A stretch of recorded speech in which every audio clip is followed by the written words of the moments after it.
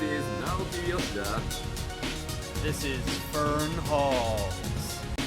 and you are listening to Aetheryte Radio. Aetheryte Radio. Here we go. Right after FanFest. Right after FanFest? Oh, right, because you were to celebrate. Okay.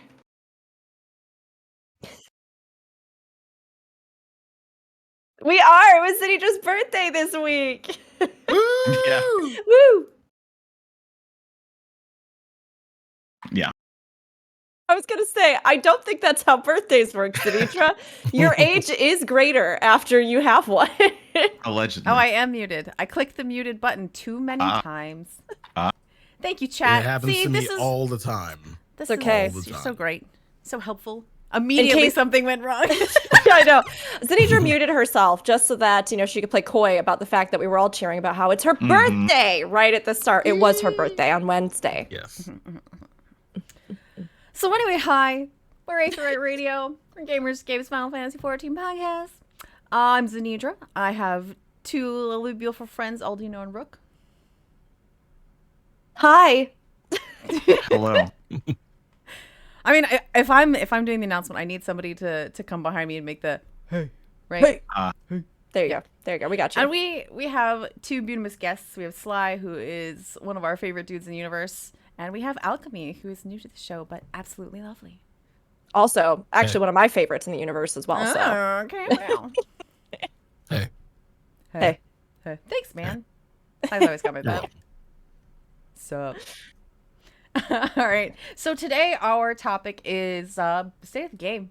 There's been a lot of chat in community, in news even, about the state of Final Fantasy XIV because, it was flying high for such a long time and everybody's going, wait, how's it doing now? Is it still doing okay? And we're going to talk about that today. So would you say it's the state of the realm? Yes. Yeah. we would say No, it's no, okay. we would absolutely not say that because Happy's lawyers might come for us. Yeah, exactly. No, this is I promise you they won't come after you. I promise you. I mean, It's we're like- already getting enough slack that's in Final Fantasy 16. Yeah. So, yeah. Yeah. Hilarious. We're Like, just like, haha, reference. yeah, right before the show, it's like, if we just say game, it's legally distinct, and Sly's on, so I think it's fine. Yeah, you're good. You're good. Chat says Sly is Happy's lawyer, so if he's saying it's fine, then Yes. Oh, yes, great. I Then am. we've got permission. Fantastic. Hey, I would everybody. connect you with the upside down swoosh, Yeah. uh-oh. So anyhow, we have an outline somewhere, and I've lost it. But we got Oh, news. good. Yeah, there was some of that stuff, Yeah, there's a live letter. I believe it's on May 12th. Mhm. Correct. Next Friday. Correct. Yeah. Next I'm Friday. Oh my gosh. Same day as Tears of the Kingdom. Yeah. Yoshi P. Ooh. Yoshi P, come on, Yoshi Mhm. P. What are you doing to yourself, Ooh. buddy? So, when do you guys think that the actual patch will come out then, based on that? May 23rd. And that's Yeah. what I've been saying is probably May 23rd. And Yeah. lots of anticipation around May 30th for the race. So Yeah. Yep. Mm-hmm. it'd be We'll see how that. yeah, we'll see. It'll be really surprising if that's not it because this is typically the pattern that they follow. But Yeah. it is. I was kind of hoping that it might be a week later. I don't know why. Yeah. I want the content right now, but I always get kind of nervous before patches, like nervous excited. I don't know why. Mhm. I don't know. I would like for it to be a week later so that I have time to write guides because it seems to be every freaking time they're like, here's a new patch. I'm like, I have something that weekend. How am I supposed to get guides at?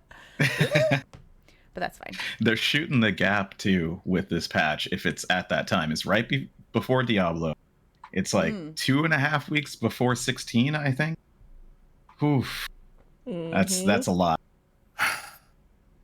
It's At there's least it's some. before it. At least Yes, it's before. yes, it is before it. Although Tears of the Kingdom is a Yeah. huge one to have swooped in here and then just been like, oh yeah, we'll just drop this.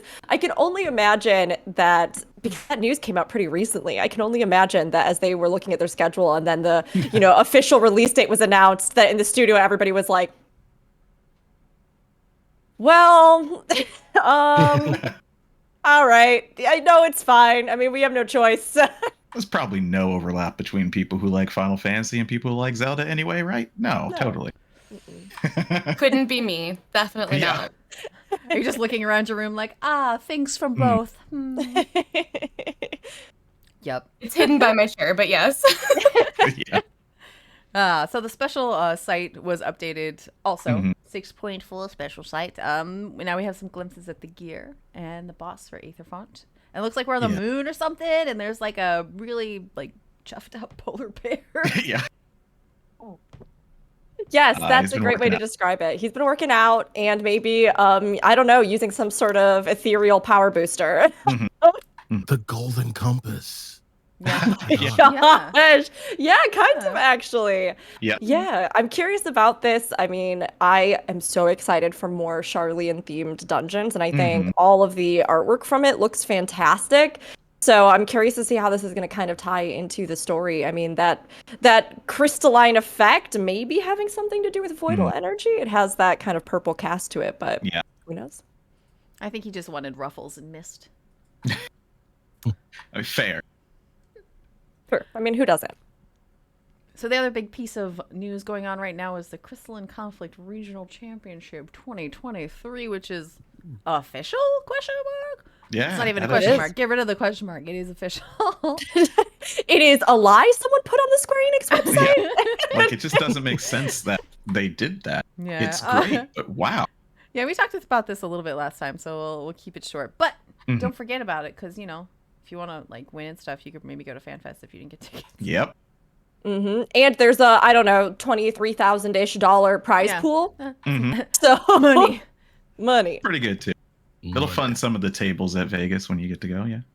I like Charles was like, if each person gets what, 4,500 on a Yeah, I team? think so. Buy yeah. yourself a real nice computer. There you go. So you Yeah. said last Treat time. yourself. Yeah. I would lose first round, hands down. Yeah. You know Easily. what? You don't know That's that. okay. It's okay though. Listen, Like- I did Rival Wings the other day and lost 8 out of the 9 matches I did. Ooh. That was someone else's fault. That was is not your just fault. teams. Yeah, it's the team. Yeah. It was not it's me. the Never, team. never me. It was Yeah. bad luck. It was bad luck. There's nothing you could have done. See, I couldn't RNG. do this, not because like I'm bad or anything. I'm actually pretty decent. It's just the fact that I would be completely angry the entire time. Yeah, would be, I hear that. It would be like half coach speak, half seething with rage, Mhm. and I couldn't do that on stage. I can't. I want to Yeah. maintain composure. So Be the chill guy. no. No, Yeah, that's it's why I fair. can't rate heal, because everyone would hate me. I wouldn't, Xenedra. I would understand, but you don't want me DPSing, that's for sure. Oh. I mean, if we were rate healing together, you might hate me more, because you'd be like, why are you yelling at me? No. We just yell at everybody together. I mean, Yeah.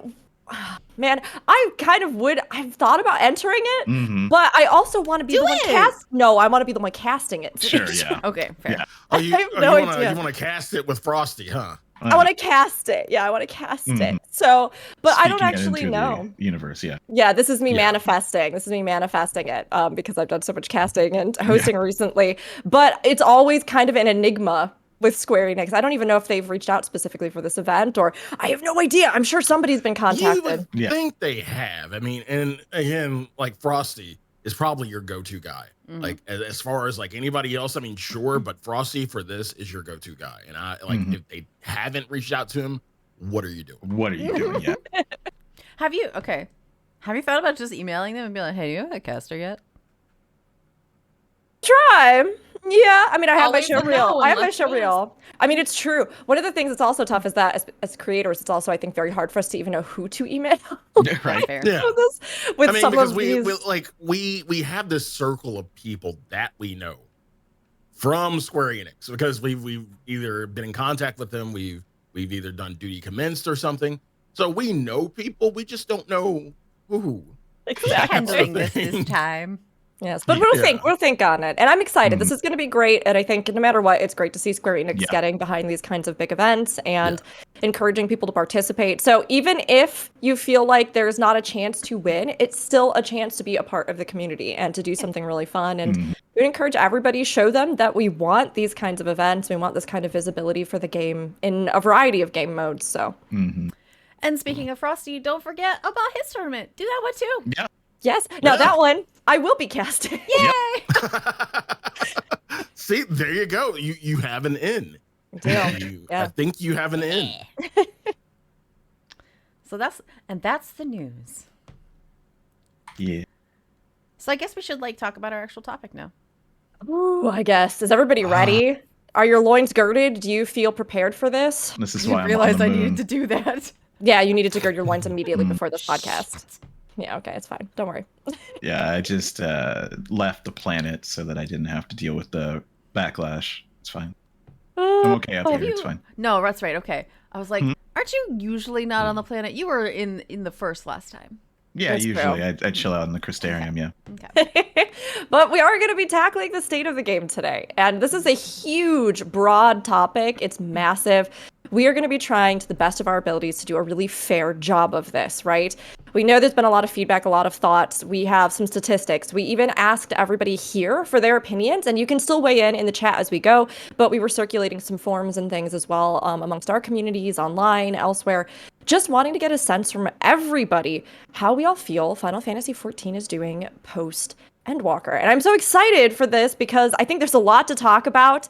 And of course, a lot of us are going to have our personal opinions as well as, you know, getting a bigger perspective outside of that, which we acknowledge for everybody. So, yeah, let's do this. I'm ready. Mm-hmm. So we thought we would start with some estimations for the player base, just to sort of get an idea of the differences between now and then. Do a little number reminiscing, I guess. So MMOpopulation.com estimates that the daily player count is around 1.6 million, which is pretty good. That's a pretty good amount. And that the total is 42.66 million. So like, you know, Yeah. a 42nd of the total amount of players shows up every day, which actually doesn't sound very good. But Yeah. we have to keep in mind that, you know, I have probably in the neighborhood of like 24 characters myself. Yeah. So Yeah. I love your face right now. I can confirm that. Yeah. I don't play them all, Yeah. I mean, obviously not, but but they count in the count, you know. Yeah. Yeah. but why? But why though? You know, Yeah. role play to store stuff in other places without having to pay for more retainers. Mhm. And remember, the data center you're- travel you're- didn't always you're getting exist. around the system. it didn't. Gotcha. Plus, Gotcha. we've all seen with our eyeballs the characters in Final Fantasy XIV, right? They're cute. You will have lots of them. What if I just want to see a different one today? Yeah. I'm sorry for this joke. Today I'm feeling horny. I'm gonna go play with an aura. Oh my gosh. Yeah, I mean, it's very interesting because I think even in other MMOs, this kind of discrepancy between the total population versus daily login is not something that's unique to 14. Because, I mean, of Yeah. course, you have to think about the fact that, like, for that daily player count of any variety, right?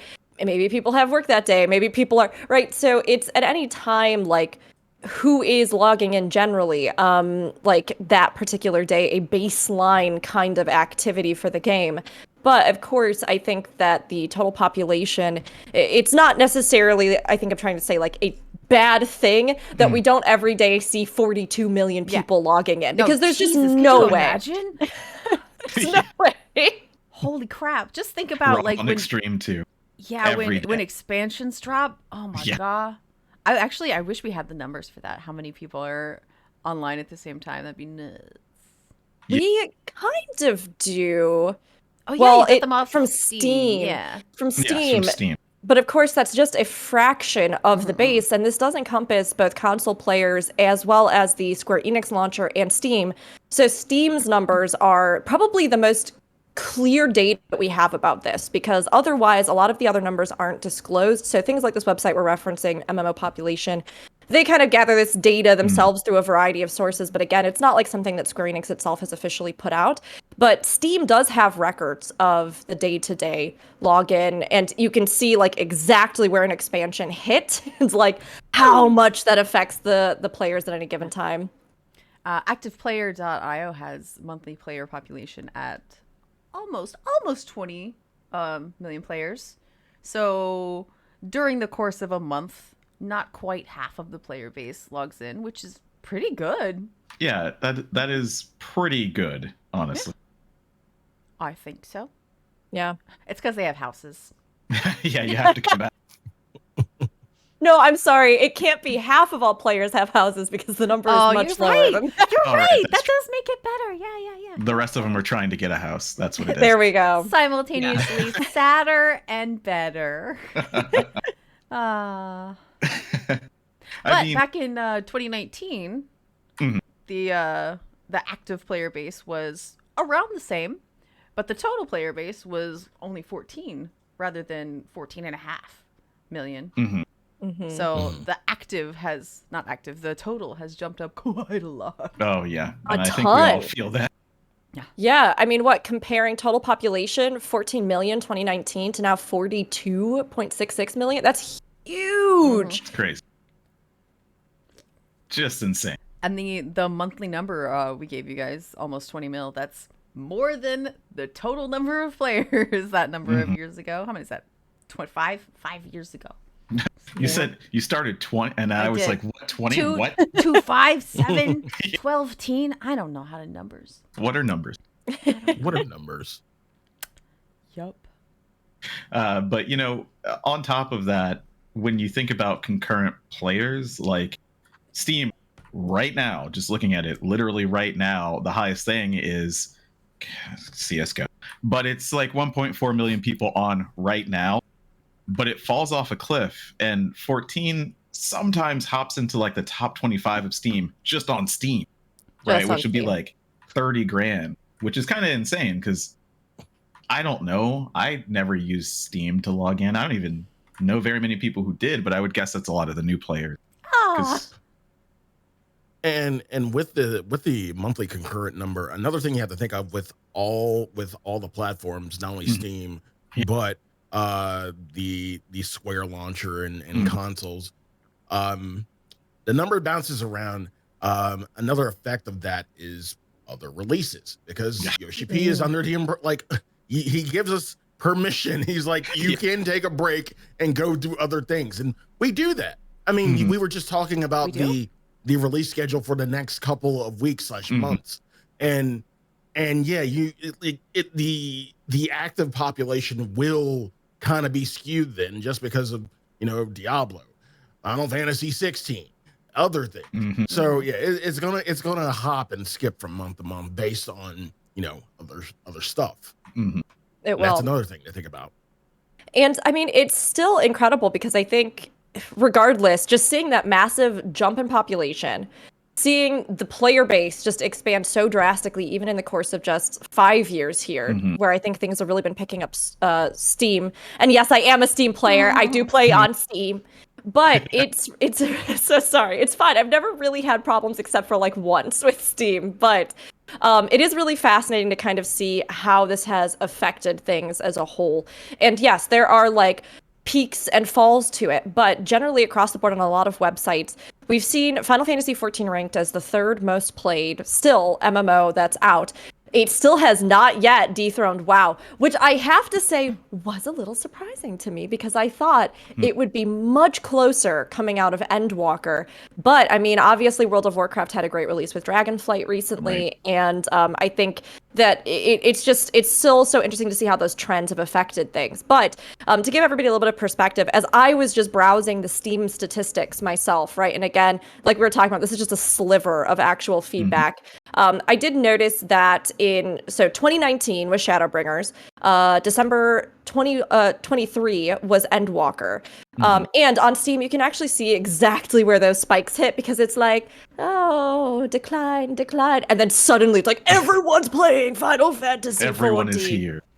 So there's a big spike in that. And just from generally looking at it, again, I'm not a huge math person, so like there's probably a lot more specifically about this. But the general impression that I got was that post Shadowbringers, there was a more consistent month-to-month player retention or even slight growth after the expansion release.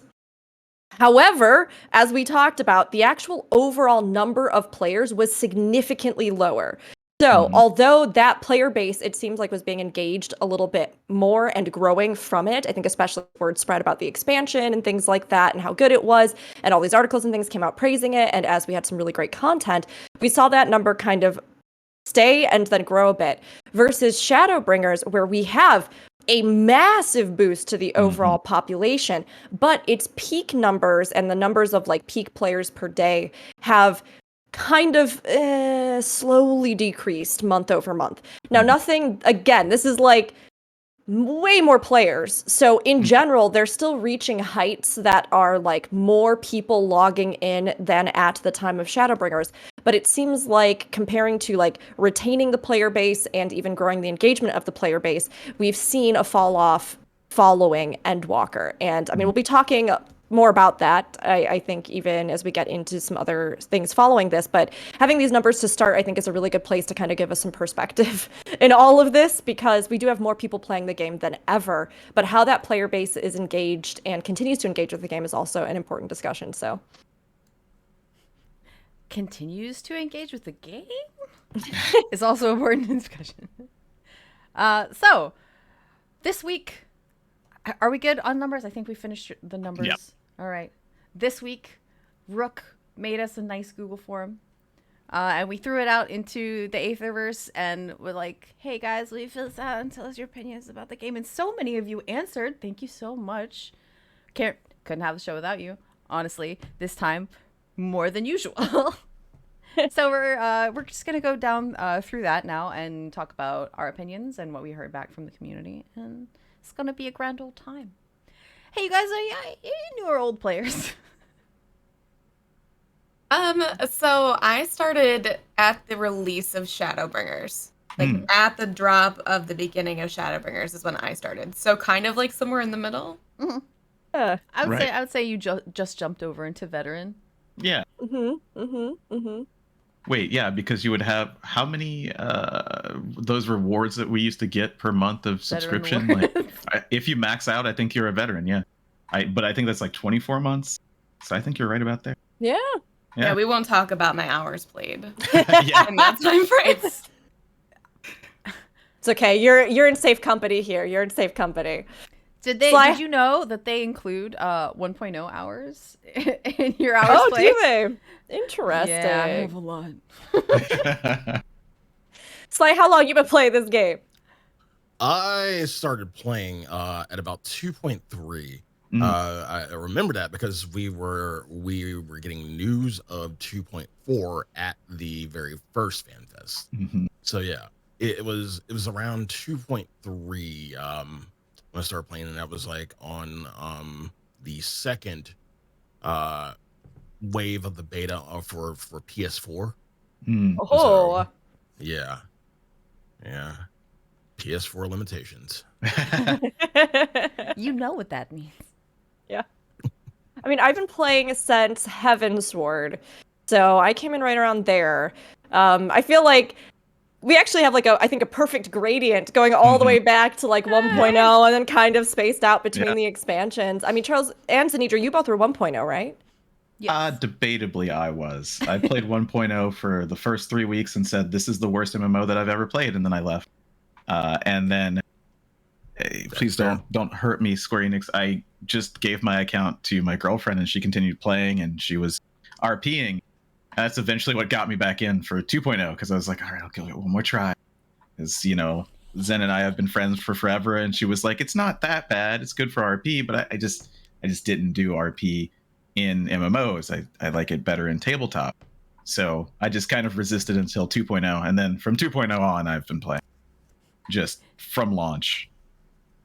So. Meanwhile, I think I've probably told the story at least one time on the podcast before, but Aldianaux's partner was visiting me, and I was like, hey, have you thought about 14 at all? During 1.0. And she's like, no, why would I do that? And I was like, okay, sit on my account right now and RP with this friend of mine. Just do it. It had been burned from 11. A collective of us. That's true. We were. Wow. Yeah.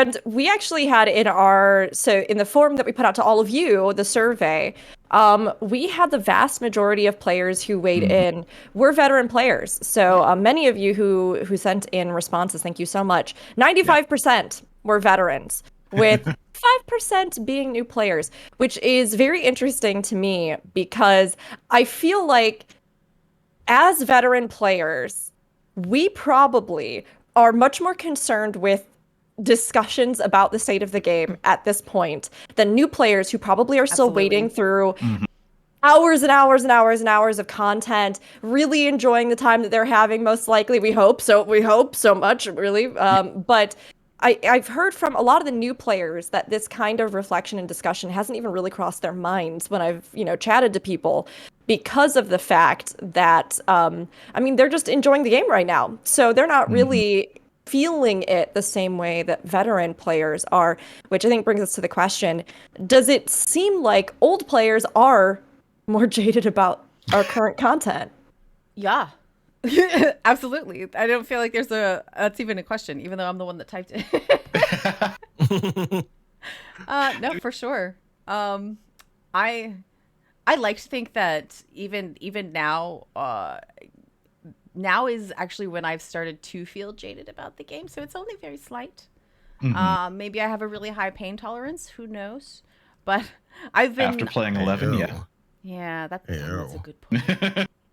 But I've been playing off and on with all sorts of people over the however many years this game has been out, and much earlier on, I've seen a lot of I don't want to call other people jaded. You can call yourself jaded, but anyway, they've been fed up with the pattern in the game and how things are always the same. 12 years. Oof. That hurts. Emotional damage. Whereas I'm like, I like the pattern generally because it's going to happen.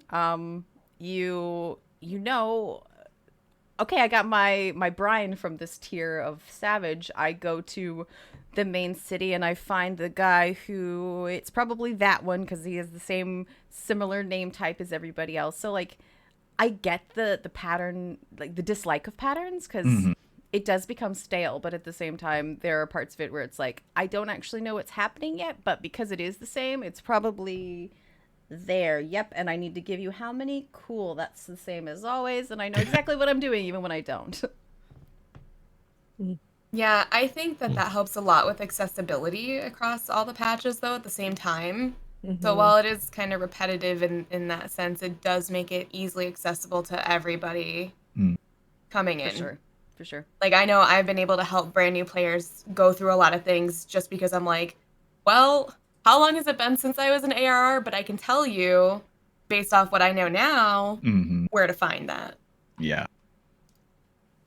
It's really interesting because for me, I was not really jaded about the game. I took a break in Stormblood, but that was work related because my job sometimes gets absolutely insane for periods of months at a time. But I came back. I wanted to come back.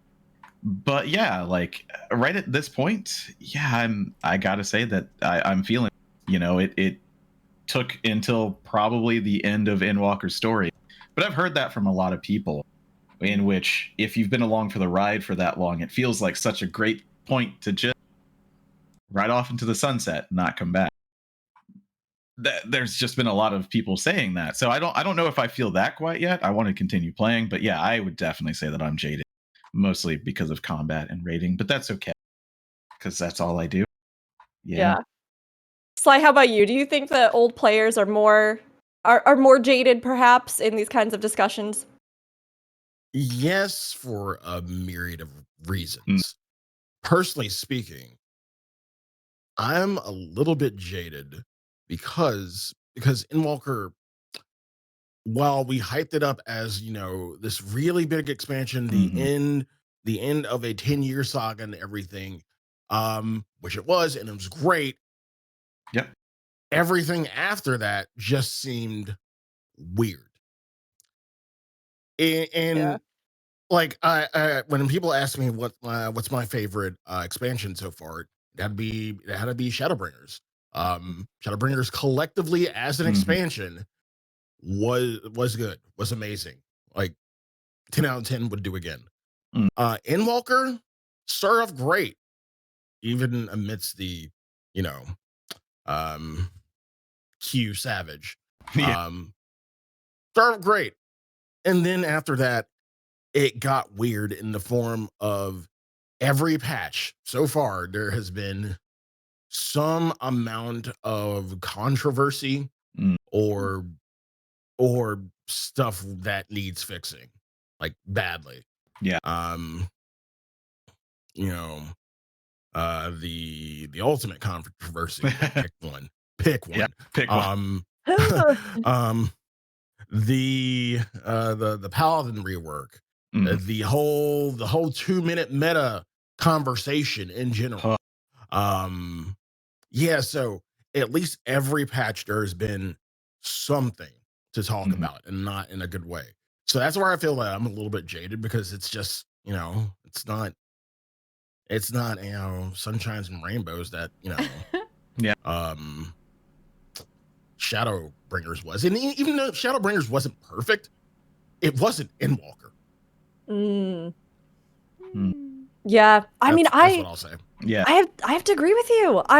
It's tough because I think, especially as we all, I mean, as veterans or fresh veterans with Alchemy stepping up into our ranks here, you know, I think that there is a lot to say about keeping in mind our own duration of playing a game. You know, I've been keeping an eye on chat as we go through this, and, you know, feedback about, if you've played the game this long, or, you know, taking breaks is important. And I completely agree with that, because I think everybody, no matter how much you love a game, you're going to hit a point where you get burned out, where you get tired of it, where you need to do something else, right? But I also think that there is a side to this where, as veteran players, or even as players that have been in the game, I think even from one expansion to another, right?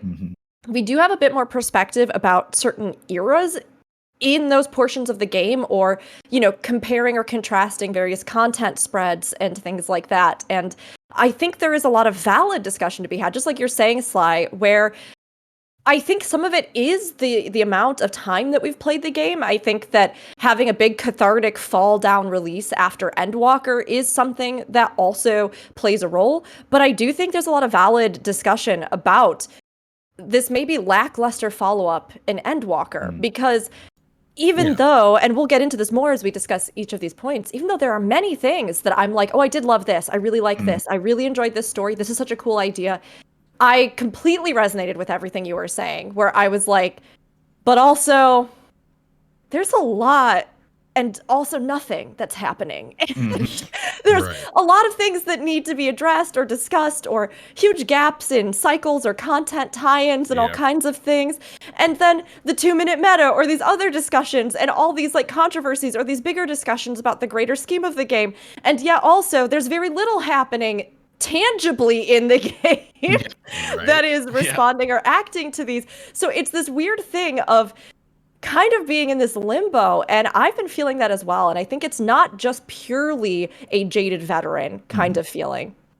Yeah, if you I'm sorry. Go ahead. If you follow the sports ball, this is what I like to this couple of years, I guess, that this expansion, the life of this expansion, it's what they like to call in baseball a rebuilding year.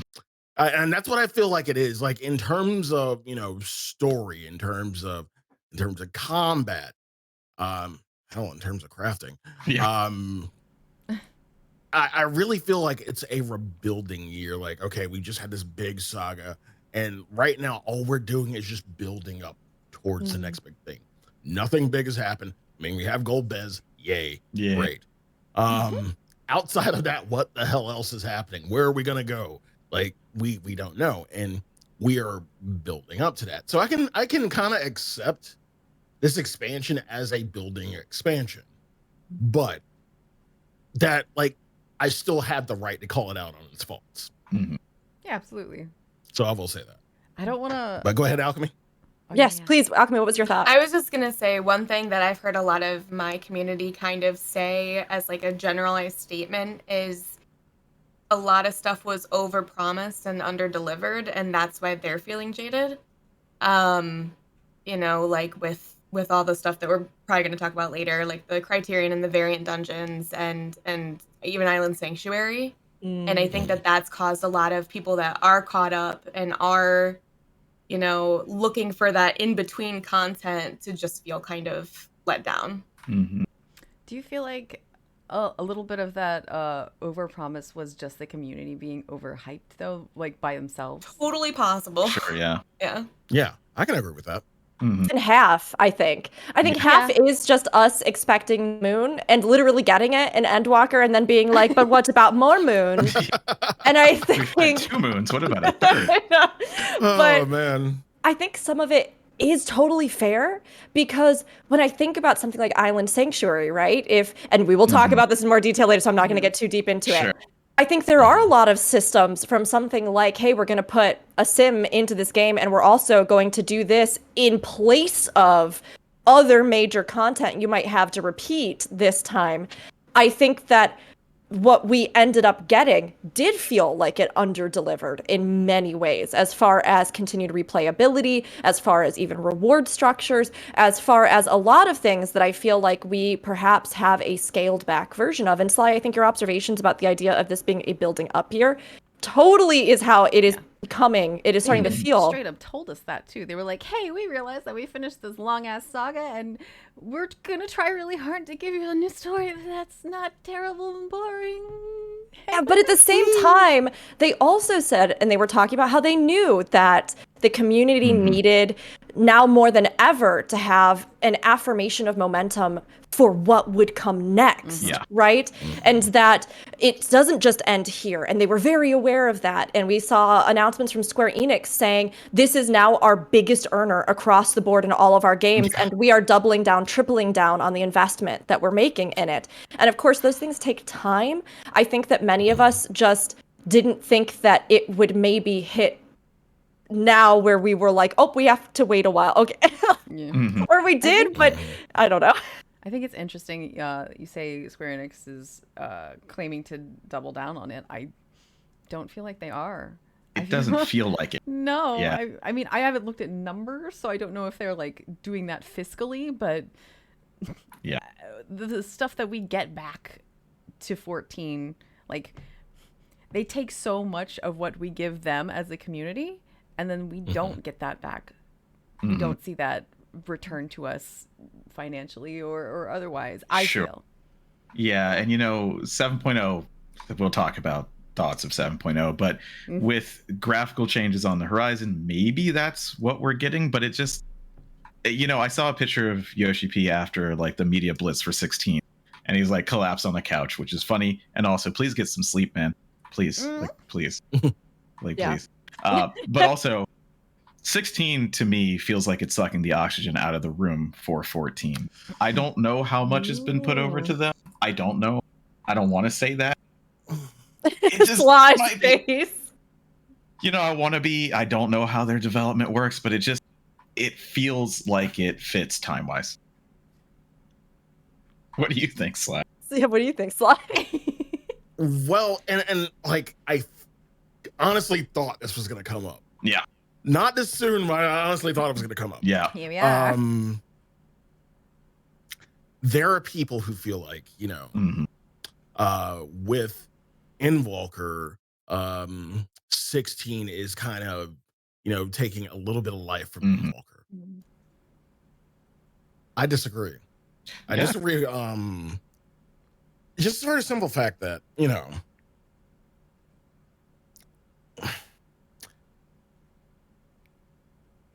put it like this. Anything like you just, if you're watching like a games show, like summer game show, anything, let's just say for a moment, Yoshi P pops up. Whatever comes after that is about to be fucking fire. Right. That man, gives everything his all. Yeah. And like the fact of the matter is like he's got 2 baskets. He's got 2 baskets, and I don't think either one is getting diminished. Like everybody's really excited, really excited for 16. We haven't gotten some people have gotten their hands on it. They say it's amazing. I don't think that has at all diminished what is going on within 14. Put it like this. Do you think in terms of any other MMO, like hell, a Western MMO, like let's say Warcraft. Yeah.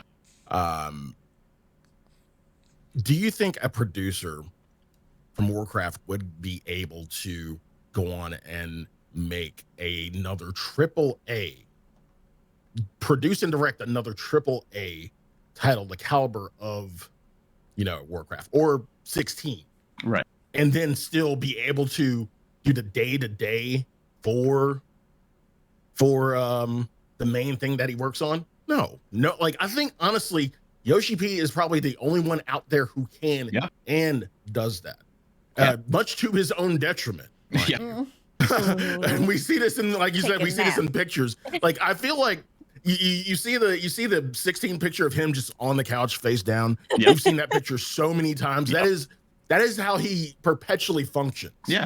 So we are so used to that. So yeah, like I really don't think anything has diminished because Yoshi P is working on 16.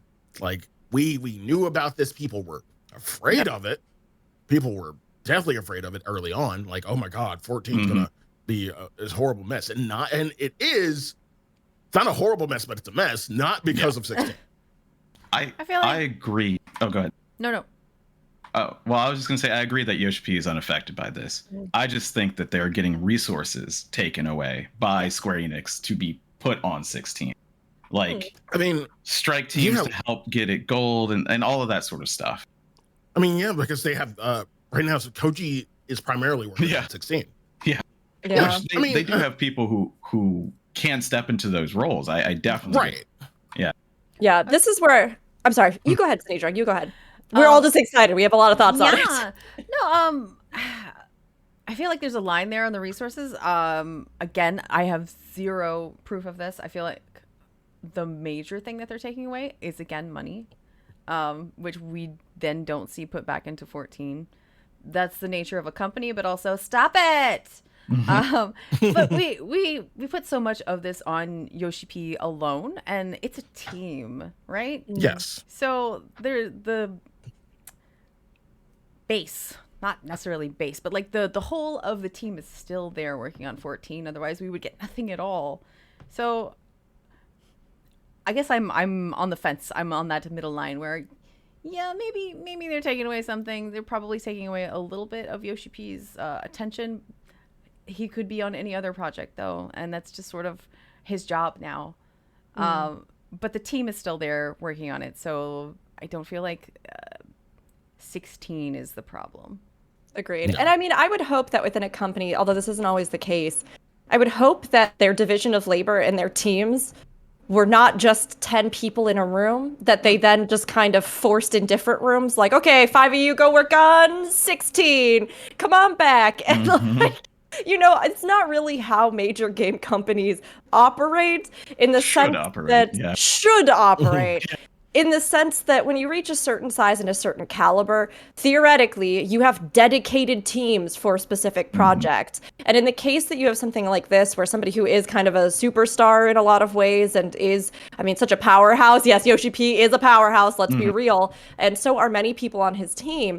In those cases, he's also just the kind of technically minded person that I cannot imagine him, like you're saying, Sly, he gives everything 5,000%. And I can't imagine him looking at this and being like, yeah, it's cool if I just peace out on 14 for a while. He has put structures in place undoubtedly to help compensate for whatever this means, which then leaves us with a lot of these questions of, are there probably resources, yes, that are maybe being detracted? Is that feeling and that sentiment valid in general, whatever the actual case is behind the scenes, because the community senses it and the timing gives that impression? Like, sure, I think that does play an impact on things, whatever the reality is.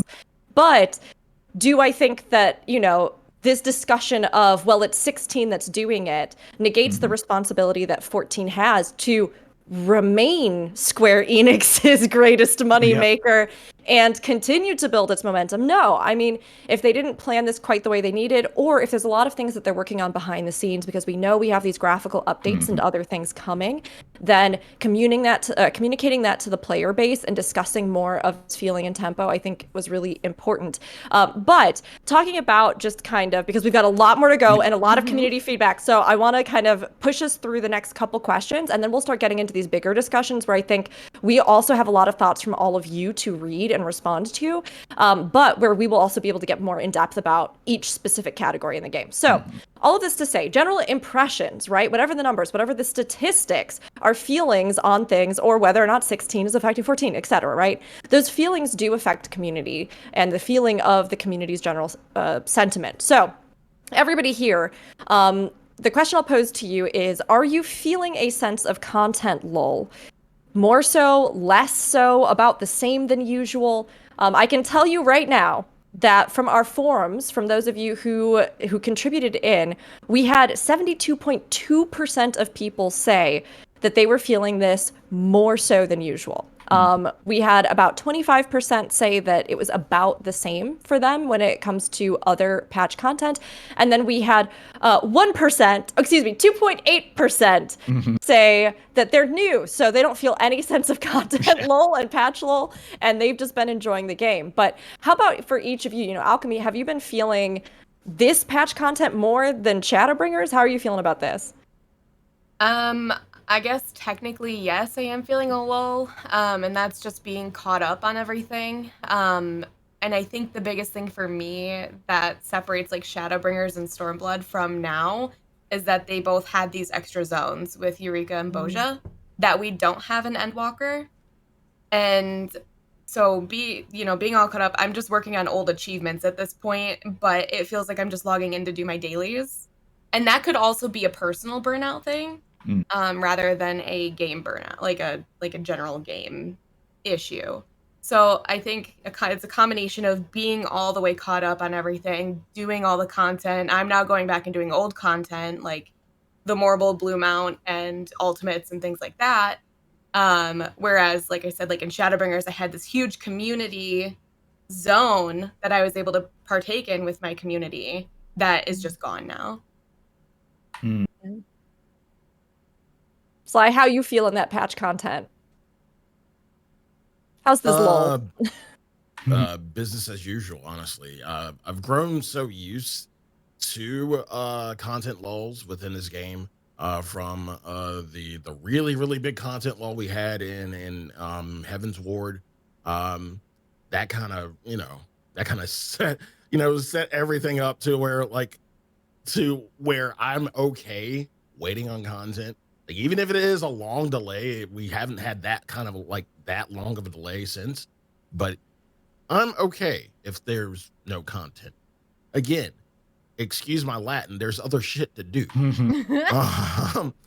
Again, like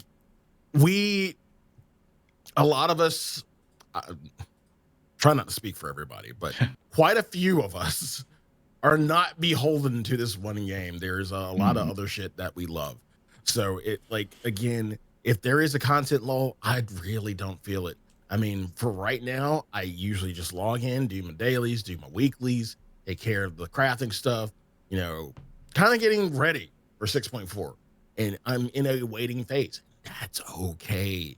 Like, it's not the end of the world. So yeah, for me, content lulls, even ones like this, are business as usual. They will come. It's inevitable with every patch, with every expansion. So not really a bad thing, in my opinion. I am actually feeling the lull a little bit more than normal, but it's not a negative feeling. Sitting here and thinking about it, as Sly is saying, most of us have other shit to do. For me, for the longest time, I picked one MMO and all I did was play that one MMO. And while that was fine for a while, it's also a little bit refreshing to realize I can put this game down and try something else. It's probably going to be another MMO because my favorite sort of game is playing with other people. But Go play Hawkeye. No, Yeah. can't do it. Yeah. I I've support been the playing message, some though. other MMOs too. I get it. Absolutely not. I've actually been playing some Warframe. Yes, just they just had new started that. content. Yeah. Yes. Oh, Alchemy, I can't wait. Are you starting with the Duviri Paradox stuff, or did you go with the original plot?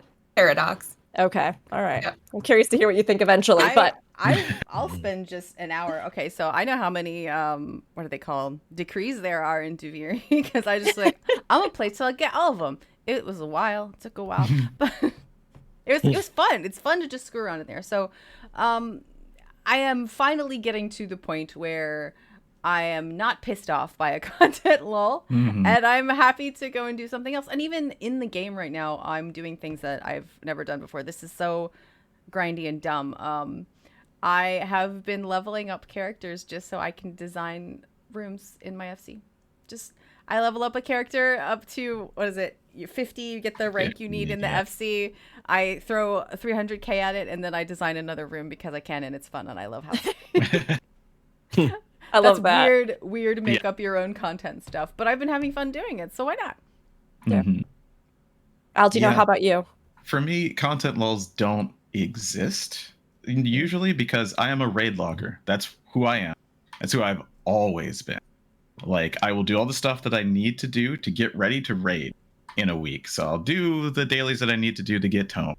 I will do all the stuff like 24 mans begrudgingly, but I will to get the stuff that I need, and then I raid. And when I'm done raiding, I log in from time to time. If people are doing like extremes or whatever for mounts, also begrudgingly, but I do it because it's fun with people. But yeah, content lulls never really affect me in that way. Like when people were doing Boja, I was like, I'm not doing any of that. No way, no how. This is not my type of content anyway. So for me, anything outside of raiding and extremes and some of the more fun, challenging content isn't content anyway. And that's a weird way to think, and I've been this way since WoW. WoW made me this person a long time ago. I'm so sorry. Yep. It made me this person back in Burning Crusade when I was like, I want to raid. That seems fun. But yeah, so my problems are not in content, not at all. I do wish that there was more that people could engage with for longer. Maybe people seem to want that Boja content. I don't. Once again, I don't want that, or Eureka. But I just hate to see other people feeling it because it's not really a thing to me. This is going to be. I'm going to speak for not just myself, but also I believe for Fusion in this. I'm going to be the stinky negative Nancy this time around. The rude boy. Yeah. I loved everybody's opinions, and I think you're all completely valid. I feel that patch lull so bad right now, and I'm dying. I definitely feel it more than ever, but it doesn't bother me. I don't know. It does bother me actively. Yeah. And I am also playing other games, and it still bothers me. And I mean, it's not like I am not finding things to do, because I believe that over the years of being a content creator and an MMORPG player, I have learned many ways to trick myself into doing everything and to set even the most mundane and stupid of goals and then make that my life to pursue. I've really trained myself in that. But even so, I personally, and again, this is just my personal opinion, so it doesn't negate anything that anybody else is feeling, but personally, in the past, I'm the kind of person that I'll even log in just to do expert roulettes even after I've already gotten my tomestones. I'll do them over and over and over, because if the dungeon is interesting enough, and if there are enough of them, and there's a good chance that there's a chance that my tank might die, and I love that. I love living on a prayer. Then I go into it and I just run it for fun. And I have barely touched the vast majority of content that I do because there's very little of it, or the difficulty just isn't quite there, or there's not a big zone for me to goof around in and go pop into. And I still think there's been a lot of really phenomenal stuff, which, I'll wrap up and we can move to the next question, unless anybody's got any other thoughts. But I have definitely been feeling it. So I'm right there with that 72% of you that said you're feeling it more than usual. And whether you're someone who's like, I feel it, but I'm totally fine, like Zen, or you're like me, where I'm like, I feel it, and every day I wanted to stop feeling this way. It's okay. It's all right. It's okay. I mean, I'm still role-playing. I'm still doing other stuff, and there's still plenty to tackle. But definitely feeling it myself in a way that I think has just been kind of disheartening because, yeah, I like just logging in to even do the most mundane of things usually in 14. And it's not burnout because I know myself with that too. It's just that a lot of the stuff I would normally do, even down to really interesting and rewarding extremes or other things. It's just, I don't know. It's been kind of a strange space. So, so as we push on, because again, we have more thoughts. Does anybody else have any final quick things you wanted to add to this? No? Good? Okay. Sly, you good? Okay. We already kind of touched on this, so I'm actually just going to, unless anybody has any pressing thoughts, I'm just going to actually read the statistical data that we had, or like the pie chart that we had here that came from all of you, because we already looked at the numbers. So the question was, do you feel post-Endwalker that more people are playing the game than ever, less people are playing the game, about the same amount of people are playing the game, more players are playing the game, but overall engagement feels lower? So we had like an optional one where people could add in a field. So these were a few things that people added in.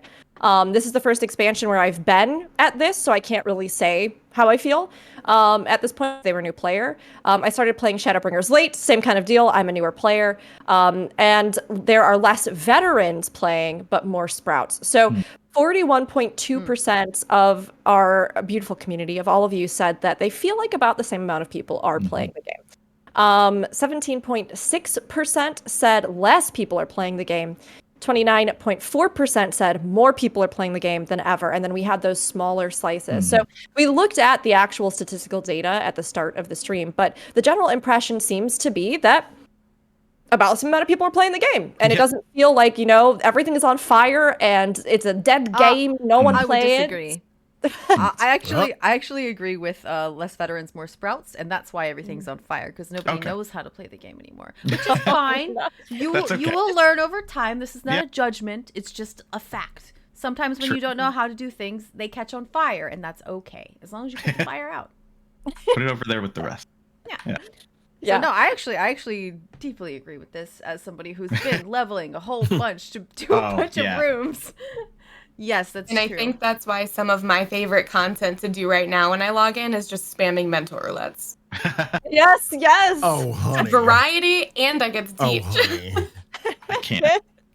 You're doing a service, a real service for the community, because passing on that knowledge to new people just spreads it out further. It's beautiful. It's lovely. I love it. I love a good mentor roulette. I agree with you, Al. Now see, here's the thing. We yesterday, Happy and I did a confessionals episode. We asked people for their duty roulette, duty finder, party finder, mentor roulette stories, and we absolved people of their sins if they were good, and if they were bad, we punished them with 5 to 10 mentor roulettes, because that is just suffering. And I'm sorry, I can't be in there. Like, if I randomly get an EX, there's a reason I have that bar back there. Exactly. If I randomly get an EX and mentor roulette, I know it's gonna be a time. For whatever reason, I have patience ?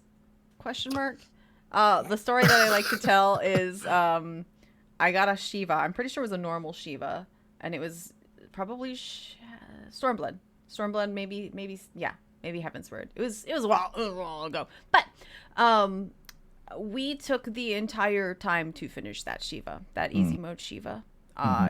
Literally 10 seconds on the clock when we finished. It was I didn't leave. I was healing alone. Yeah, that's what you got to do. Yeah, sometimes you just got to do that, and But all of those people in there, not all of them, most of them were new. They were nice. They listened to opinions. They tried not to kill each other, and giving that impression to people, I think, is important. It is. Oh, you get the nice mentor roulette where people try not to kill each other. Oh, okay. That is a fair point. Also, I mean, they weren't all angels, but you know. Yeah. I have to say, the ones that really get me are Garuda X. It's not as bad as it used to be, but Garuda X, specifically when you have two tanks that have no idea how to tank.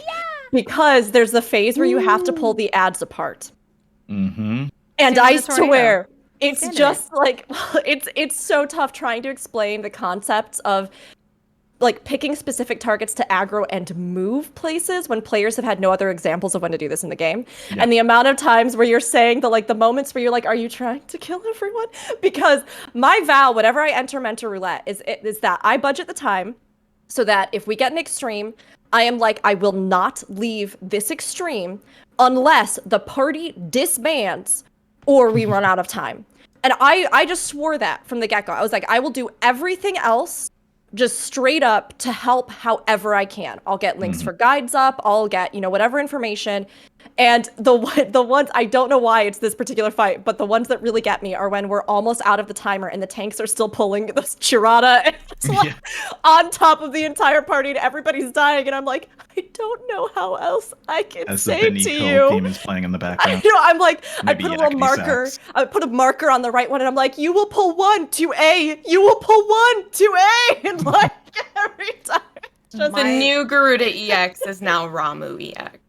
Oh Yeah. no! Oh, yeah. Please wake me up. I have been seduced by the old man. Shock me. Shock me awake, please. Oh my gosh. Oh. My And then you favorite get thing 3 to of do. them. Yeah. Yes.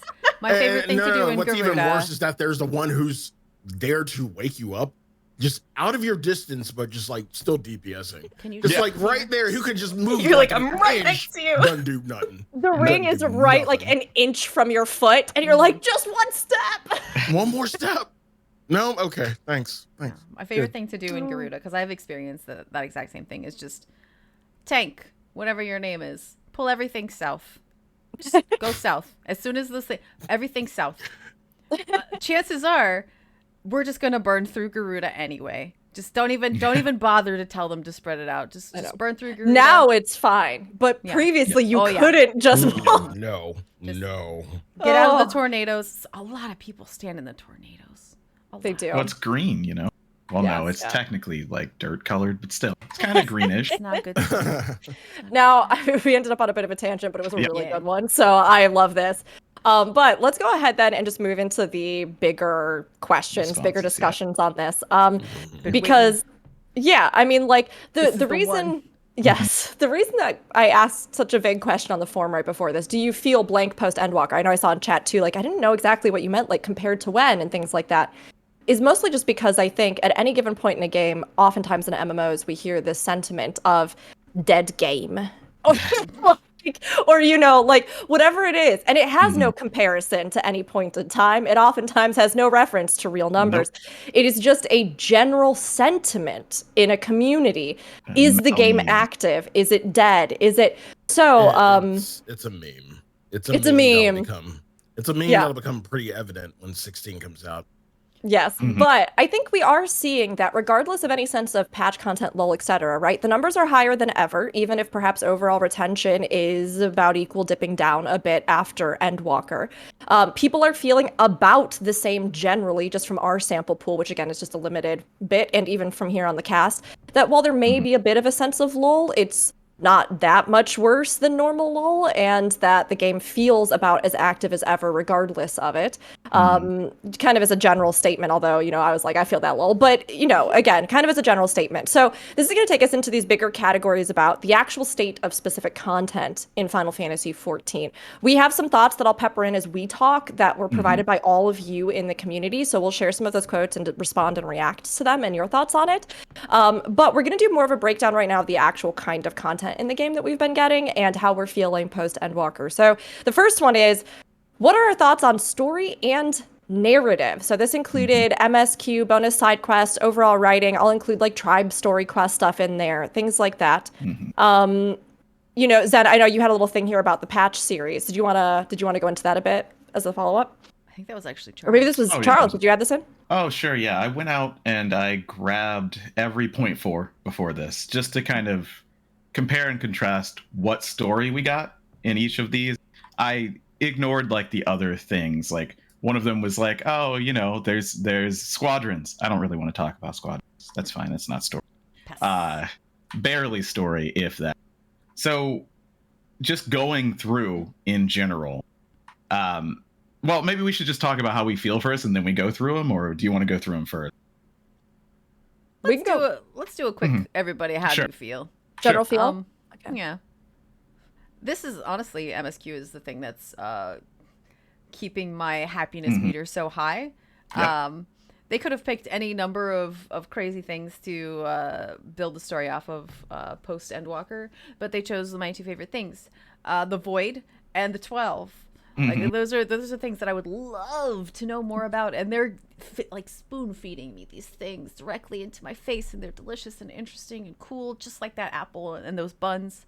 And I'm really happy with the MSQ, to be honest. I know a lot of people are like a little let down because basically we big time saved the world, and it was literally earth shattering. We learned the name of the world. We learned things about people who did stuff, she said vaguely. They were just, it was big. It was mind blowing. It was the story, and it was the end of it. And I at least was very, very satisfied by the end of that story. And then a lot of people are kind of like, cool dragons in the, I'm here for it. Tell me about the dragon in the void. I love our little dragon prince. He the best. And I love to learn stuff about the 12. I cannot wait to see what happens in that third bunch of storyline, because I have so many theories, and I'm here for it. I'm ready. This is for me personally, this was the perfect bridge into the next part of the story. Yeah, I guess to kind of tie into that, I'm kind of at the same place. Like, I won't lie, there was a feeling of we had all this big build-up to wrap everything up at Endwalker, and then it felt like there was like this whole like just disconnect. But going back to that comment about this is the rebuilding, or we're building a new story now. We're starting from scratch. But we were given so much in the MSQ, the side quests, even the tribes, that gives us a lot of lore that went unanswered all the way back in ARR. And that was really satisfying for me because I'm a big old lore nerd. I've got the lore books, I've got the ESO lore books, I've got all kinds of lore books. So from a lore perspective, I've really enjoyed it. I think that all the stuff on the 12, I'm a big mythology nerd. So the fact that they've built this entire mythology for the 12 is fantastic. And I think that finally getting more on that, because even the encyclopedia doesn't have much about the 12. 2 pages. Ugh. Yeah. So now we're getting all this backstory. I have thoughts about one of the bosses in the most recent one having been paired with another one, but we won't get into that. Exactly. But overall, I think that the story has been really good, and yeah. Yeah, Sly, how you feeling? Again, with the end of the Highland versus Zodiac saga, it's just while we are occupied currently, there's so many places we can go that we haven't gone. Yeah. And I'm kind of interested in how it's going to allude to where we're gonna go. Like, what reason do we, I mean, other than the fact that we want to go there, what reason do we have to go to Maricidia? What reason do we have, other than I kind of want to go there. What reason do we have to go to the New World? I would love to see the New World. Please. Yes. Hey, they mentioned barbecue. Of course I want to see that. Man. But like, yeah, there's so many places that I'm kind of interested in how we are going to get there. As far as the 12, going to the 12, I'm really interested to see how that ends up. And personally speaking, if we don't get some alone time with our own patron deity, yes, I'm gonna be so fucking please. Yes. Like that would be the perfect send off and the perfect, bit of personalization for your character. Like, hey, you chose this as your patron deity. Yeah, you get some alone time. Give him a hug. Things like that. So that would be great for that. Any other story beats I would want to see? I don't know, but yeah, just mainly seeing where we go from, Golbez, because that's I mean it's hype. Golbez is hype for obvious reasons, but it like okay, we get Ajdaya back. What happens after that? we have a world that we've saved. We have a moon that we're helping the bunnies, kind of soup up and everything. Where do we go from here? I mean, maybe she's the reason we go to Maricidia. Yeah, maybe. Yeah. Maybe we don't get her back. Sly, the face, like, oh. Yeah. Either way, as long as we go to the new world, I'm fine. I think I share. Go, Aldianaux, you go first, because then I'll talk, and then I'll read some thoughts that others have. Sure. I'll be super quick. I think that, Endwalker, I loved Endwalker. I say I'm a raid logger, but I also play through all of the MSQ and do everything at least once to see the story, because that's what I'm really still here for, because raiding, I don't like so much anymore. But anyway, the main thing that I feel, and I think maybe this might be some of the people who are upset, is the differing stakes, like 5.3 versus 6.3. I don't know that those are even in the same ballpark, right? Of emotional response, of crazy lore stuff, and I think that might be contributing to this, right? It's like after Shadowbringers post-patch, this post-patch being rebuilt just feels a little bit worse right afterwards. Yeah, that's fine. I don't care. But I know that might make people a little upset.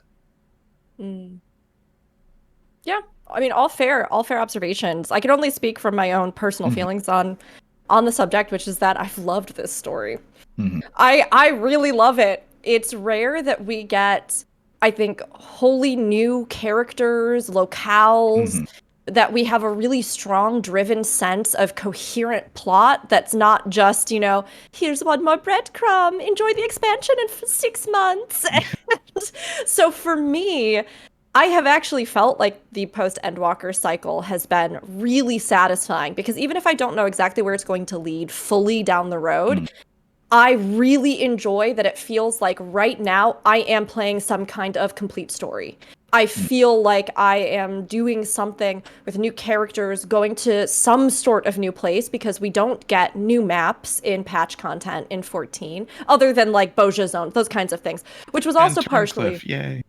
Yeah, I mean, even just having what we're having with like the Turncliffe equivalent still at least feels like we're going somewhere. Yeah. So I do appreciate that. And I love the characters they've introduced. I love Zero. I wish that maybe some of the stuff with the Fiends, those little bonus side quests that you can get about them, I wish that they had been worked into the actual MSQ, where, you learned about each of the Fiends. I'm really glad they're there, because they're fantastic. So it's not like the story content doesn't exist, but I think that maybe even would have felt more satisfying for players that were looking for like a big meteor chunk with like all these characters really fleshed out and things like that. Like if you went to their domains and learned about them and things like that. But I've really enjoyed that. I think that the writing and range of the tribe quests has been great. Some a little bit more lighthearted, other ones devastating beyond all comprehension, and really meaningful in the way that they wrap up or correlate to the zones that they're a part of, which is so great. I think all the side content stuff, Tataru stuff, the extra lore in the Criterion dungeons, all of that feels really solid to me, and I personally really enjoyed Endwalker, even though I don't think that it's an expansion without critiques from a narrative standpoint. There are plenty of critiques about it from a narrative standpoint. But to me, I feel like the story is in a phenomenal place, and it's finally free from the constraints of the 1.0 setup and everything else to really become its own unique thing. And I think balancing the talent that they have, and, Ishikawa does gorgeous characters and character writing, but I think we've even seen in this patch content some of the writing team that's very good at just structuring narratives and providing a framework and kind of structure around that, be able to step up as, she has focused on more specific things in other areas. So I think all of that has been really wonderful. Now, we all said our thoughts, but I want to share some of the thoughts that all of you had about this question. Thoughts on story and narrative. So we're gonna pop through these, and because it's all in one big sheet here with the way that this form goes, I'm not going to be calling out individual names as we go through. So my apologies on that. Normally I would try to, but we had a lot of responses actually. So everything for ease of 42. access. Yeah, I mean, and 42 that's guys. So we thank had you so we had a much. lot. So they're all just kind of compiled in a big list here. So I'm gonna kind of work through them. So general thoughts from all of you from the greater community about this. So narrative and story have been top tier. Have enjoyed the post Endwalker questline. Excited to see where it ends. There are several sentiments that kind of repeat that. I am enjoying the writing. The story is great, says another one. Story's finished. Feel good about it, all those sorts of things, a lot of emotional highs. We do, although, have some other kind of observations about it here. While the writing in general has been quite good, I have no feeling that there are any stakes to what's being done. I don't believe that the writing team would pull the trigger on causing personal lasting harm to any of the main cast of NPCs. And I'm curious how maybe all of you feel. Do you feel like this kind of sojourn maybe lacks impact because it feels more temporary, or it doesn't feel necessarily like anything of great meaning is going to be done here in this arc? I mean, to me, it feels less dangerous than the patch series before. Basically all of them, right? Yeah, and that, as an adventurer who's seen such heights, you're like, okay, it's like one dude. All right, no problem. like what? Dude. Yeah, it's just one dude, or like one of the 4 fiends at a time, kind of. Yeah, no problem. We've literally fought God. Yeah. Literally. What is one man to God Mom and God Dad? Yeah. What is one man? Right. So it kind of feels like Golbez is a jobber right now until he does something truly dangerous, right? Right. We don't really know who he is and what is driving him, or who is driving him. Cough, cough. So I think as more of the story is revealed, maybe we'll start to get that sense of, oh wait, what? Yeah. At least I hope we will. Yeah. Yeah. I personally, I understand this point of view, but I disagree. It's just a different monster, and I, like we just said, like literally. Yes, different monster. Literally. It doesn't feel as world ending. That's just not. Yeah. Or urgent is what I said. Yeah. Tisn't. Yeah. Yeah. There were a couple sentiments that kind of echoed thoughts like that, as well as that point towards the end of it about, I don't think the team would do anything serious to the main cast, right? There was a bit of discussion about Endwalker and the fact that, where is it here? Did not like the spaceship to the end of the universe, entire supporting cast sacrificing one by one, felt lazy. Overall writing quality, though, was still great, and there were scenes like the ones with Moonbreeda's parents, etc., that were excellent. So, I do think it's interesting because I don't think 14 is afraid to kill its characters, because it has done so. But no. They've killed side characters. Side characters. You stole his side 3 times, you guys. 3 times. Yeah. Holy hell. But that's the point. She comes back. Yeah. We've lost Moonbreeda. We lost who did we lose? Horsefant. Yeah. Horsefant, Suyu, Isael. Papalimo. Yeah. Right. He was the closest. So many side characters, but the main. Papalimo's not a side character. How dare you? He became a side character. Yeah. He became a they side fridged character. him and then they got rid of him. Mm-hmm. Yeah, as long as you're not a part of the inner circle of Scions, you were at risk. You're not at risk. You ain't in the clique. You're at risk. Yeah, I've heard a lot of thoughts about that. The undermining of significance of character sacrifice, perhaps. Yeah. Ultima Thule being a huge example. And I feel like personally, I'm so on the fence about it. Because on one hand, I wonder how the community would have felt if all the Scions did just die. And if that was just the end of the Scions. Yeah. Like, some part of me does feel like that would have been incredibly profound, and I would have never recovered from it, personally. They would have had to start the entire post-patch cycle with an entire. I mean, I guess there's side characters they could elevate into. Trial's fine. Yeah, Cryo would be fine. Cryo. Tatara would be fine. But can you imagine if, like, you had finished Endwalker and then you get home and Fortuno and Ameliance are there, and, like, Ameliance's custom deliveries aren't dress me up in an elephant suit, but they're help make mementos of my dead children. Yeah. When you said that, I imagined them, you know, you're coming back on the spaceship and you look down and you just see them, they've spelled out welcome home in lights. And if you know, you know. Oh, and come you just on. cry. Don't do that I'm to sorry, me. I Don't had do to that to me. Don't do that to me. I know where you got that from, and it's my favorite. And God damn it, don't do that to me. Just hurt you. Oh, man. It'd be great. It would suck because I love these characters, but man, what a plot, right? Ugh. To be fair, I legit thought Thancred was gone forever, and I walked away for 30 minutes. Oh. I was gonna say, if we lost any of them, it really should have been Thancred. And this is said from a place that I love Thancred. I love Thancred. I'm one of the few who thinks that this terrible himbo has a heart of gold and he should be treasured as a precious boy. But that's the sort of story that we'd seen Thancred building up to since the beginning. Always self-sacrificing for everybody, for Memphilia, I almost said Memphina in particular, but up to the point where, like, he's the reason we have something to stand on at the end there. And I think that would have been, if any one of them had to go, that would have been a decent one to sort of logic into. This is the reason why he didn't get to stay, because all of that freaking dirt is still there. Yeah. I would never recover. Ever. I think they could have sold us on the sacrifice fake out more than they did. I see even in chat right now people saying, like, Thancred's sacrifice was so weird, like he just vanished. And then you have a moment where you go, wait, is he just dead?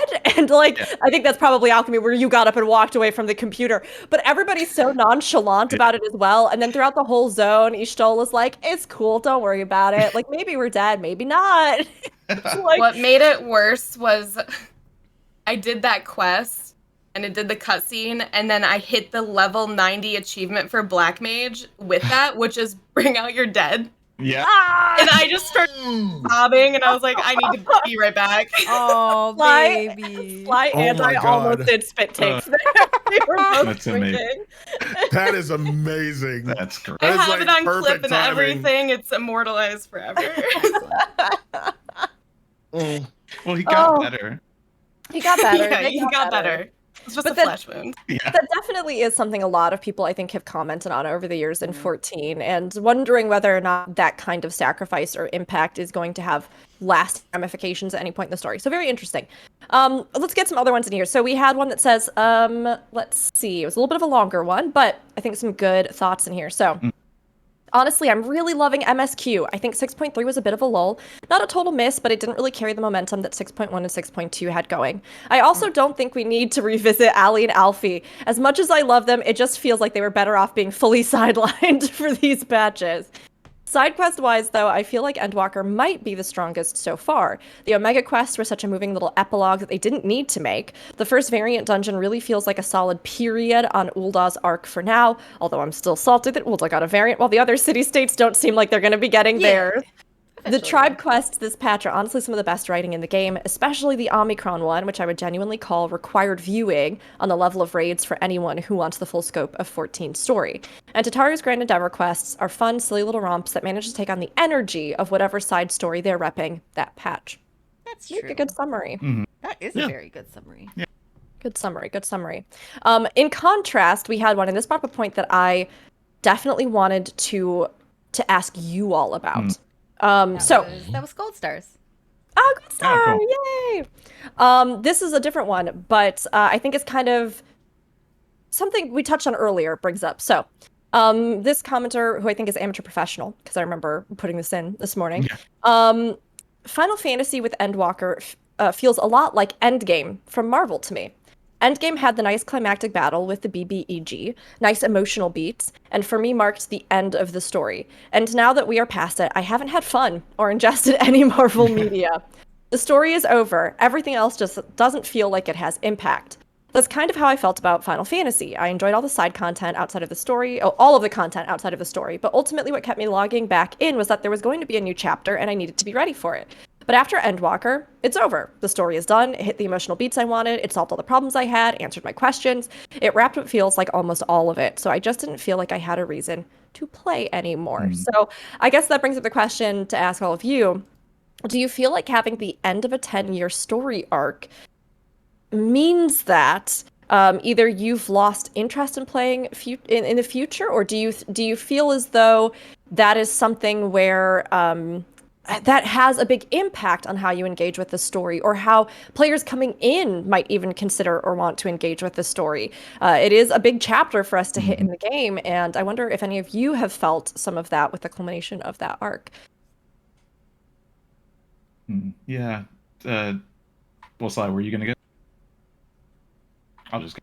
So Yeah, I'm still pondering. Yeah, go ahead. yeah, for me, I definitely understand that, right? Like, it was a great ending. It hit everything that I think I wanted to see, honestly, including that last fight that some people don't like, and the option that you can, because that's kind of how I felt personally. I needed and the character. option to not fight him, just to be like, no, Yeah, you're a I get bad that. kid. Get out of here. I get that. Don't reward him. And I also feel that strong cutoff in the story. And for me, that's what makes, like, I love the Four Fiends. I love Golbet. I love that we're going to the Void. I love the Dragon. But, like, there's just, it's a little hollow to me until we pick up that next thread, and then I'm back on the train 100%. Like, right now, I'm just kind of meandering. So I feel that. It's not enough to make me stop playing, but I could see how people who just had everything they needed could just stop at that point. I can see the point, and I can kind of agree, but at the same time, I felt like the story that just ended needed to end. I Sure. felt like it had run its course, and I felt like Endwalker, the end of 6.0, did a really good job of answering all those questions. I didn't really leave a lot of other questions get answered in side quests. So if you ever have any questions, just go view the side quests. They're there. But I also feel like there was something lacking in the transition from the end of that into the lead into the new story that is missing. And I think that that's where there's a lot of disconnect for me, at least, is That's that fair. it just feels like a cut off and now it's a brand new game. Right. And so it just feels really disjointed for me personally. It's like you get a 1.5 week break, and somebody calls you up like, "Hey, are you bored? Do you want to, like, I don't know, go hang out with the satrap or something? See what happens." Yeah. Yep. Yeah. Sly, did you have any thoughts specifically about that? Or, I mean, it's okay if not, too.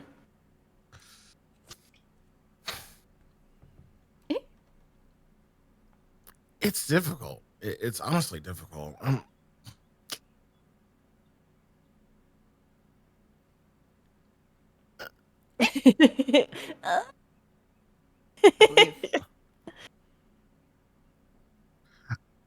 Come back to me. Okay. We'll come back. I mean, it is interesting. There were a few things where a few comments where people mentioned this. And while this wasn't like a super common sentiment, I think this idea of, I think you put it really well, Alchemy, the idea that there was such a distinctive ending and then a beginning. I think that for some perhaps has disconnected them in a sense from investing in or engaging in what comes next. I can't personally say that I feel that, because for me, I think I fall in love with a world first and foremost, like the places, the lore, the setting, the characters. And so different chapters of that world's entire story, I don't really care. I mean, we needed this one to end. It has been 10 plus years with the same kind of arc. So wrapping it up made sense. Just like your favorite show goes on for 10 seasons, it should probably look at ending that Most arc. likely. Because likely a lot of the ideas and things, they're ready to be moved on from. So I think that they have so much within the world of 14. And if anything, I think that our first 10-year story arc showed how much in 10 years they can even usurp our expectations, how much they can recontextualize, how well they can handle larger story arcs on a scale that whatever you necessarily thought about how certain things exactly panned out, I have seen next to no other MMOs, maybe Guild Wars 2, who have pulled off this kind of continuous story for 10 years without having a million retcons, a million issues, a million like Who's weird the war chief discrepancies. right now, depending on where I am? Oh, I don't even want to think about it. I'm still so salty about how they did my girl Sylvanas. But I mean, 14 pulled it off with the most coherency and attention to detail of any game. So I think in many ways that makes me incredibly excited about whatever comes next, because I'm ready for a new chapter, a new story, and to see how we keep developing it. So I haven't felt that sentiment myself. But Sly, did you get your thoughts? I see the cooking. Yes. Yes. Because like the way I'm looking at this from the veteran side. The one who's been playing from maybe 2.0 to 1.0 to now, and the new player side. Yes, it's been a long 10 years, and I've enjoyed every bit of it. Kind of sad to see it go, but at the same time excited for where we could possibly go now. Excuse me. Now for the I kind of feel like this is a good thing for veterans and new players, because I really feel like one of the hardest sells, like in the past, to get anybody into this game was for them to come in the middle of like a really, really big story and try to get in at Shadowbringers, or get in at Endwalker. You're getting in at the blunt end of the story. And I felt like that was kind of a hard sell to like my friends who were kind of interested.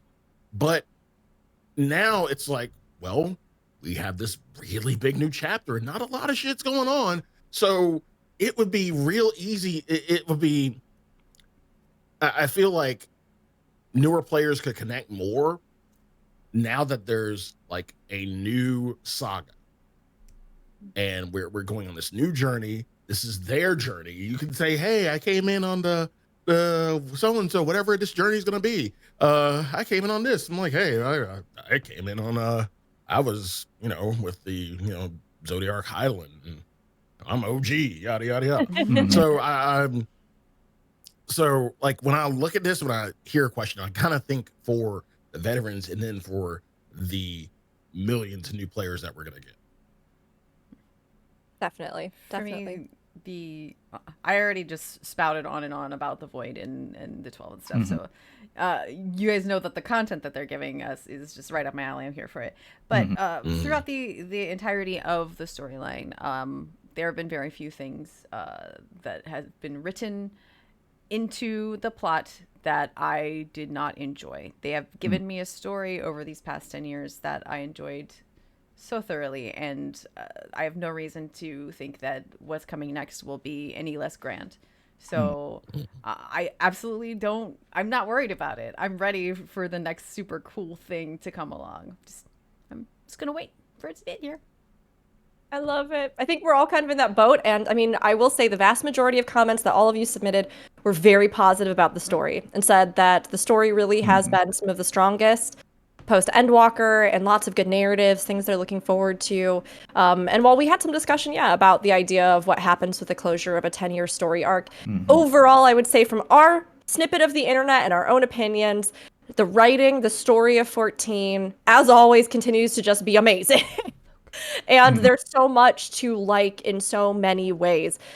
Even if there, are feedback or points of feedback about very specific beats, choices, etc., that maybe didn't resonate with people. Again, the vast majority of all of the comments just talk so much about how great the writing is, how impactful it's been in people's lives, and how much they really love it. I also really loved this one. Excellent. I love this story, all of it, which keeps me going, even as an unconfident new player. And I loved that. Like, I thought that was so sweet that like the story just wraps you up into it and gets you excited. So even Story is a safety blanket. it's a safety place, right? It keeps you moving through, even if you feel like you might not be a god in an MMO. But I loved that. So did we have any final thoughts on story before we'll have Aldianaux comparison. No, we don't need to do that. You don't want to do it? I just put it there so that we could see, and the main thing is, it was hopeful because every 0.4 is a banger. Like every single one of, going back to 2.4, Shiva, 3.4, End of Warriors of Darkness arc, the end of 4.4 was the call from Beyond the Rift, right? Throw wide the gates. And 5.4 was tempering, like curing that, and the Telephori, so launching it. So I think that, yeah, we're in that lull, but as Zen said, they've never really led us astray. Yes, it might be the point where you could fall off the most, maybe probably in the entire game, but that makes sense. We just ended one chapter. That was just it. I love it. I love it. All right, that's going to take us to our next category, which is thoughts on current normal PvE content, the state of PvE content in Final Fantasy XIV. Remember and hold on to all the positive things we had to say. So this includes content like open world dungeons, normal trials raids, 24-man's Criterion dungeons, base floors of Eureka, Orthos, so not the bonus difficulty floors, treasure maps, as well as, I would include this in the category because we did have some comments about it, general job feedback, gameplay, those sorts of things. We could have made a whole different category for this, but we already had like 5,000 categories. So we are going to just put this all into the general baseline PvE content spread. So, general thoughts. How do you all feel about the normal PvE content in Final Fantasy XIV right now? Never heard of it. Yeah, much the same. Go Go ahead. No. I was just gonna say that, like I said, I don't super interact with it a whole lot. The stories are great, and all of those things, yes. That's how I feel about it. The story does, for me, the story carries a lot of them, especially dungeons. Yeah. Dungeons, they're beautiful as ever. They are cool to look at, very cool to look at, but they are so formulaic. And I'm gonna throw this out there. Seeing them go back and streamline old dungeons for the solo content makes me sick. No, it doesn't make me sick. It's honestly disappointing. I wish that they left the old versions in. I understand the necessity behind doing it so that people who do want to play solo can play with those trust systems. But the new versions of those old dungeons are boring. They are streamlined and formulaic as these new ones that are also becoming more and more boring. There's maybe one interesting little extra tidbit in each dungeon, like the puppet fight in the latest one with the snow, which I forget the name of. Lapis and Alice. It's cool that they give you like a little rating. That's interesting, sort of. Okay. But I am personally very disappointed with the way the dungeons are going. I have been saying for ages that I wish that they were more like older original 2.0 dungeons, where we have a little bit of variety and even this is such a thing, but like I'll say Totorak. There were different ways to go. People would go down different paths. There was variety to the dungeon itself. That's gone now.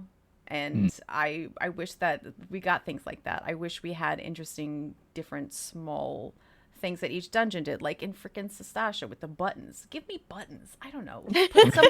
Put something interesting, individual in each dungeon. I understand it requires more thought, but I'm literally doing the same dungeon over and over and over and over and over again with a different skin on it. And that's part of the reason that I don't log in to do my experts, because I do not care.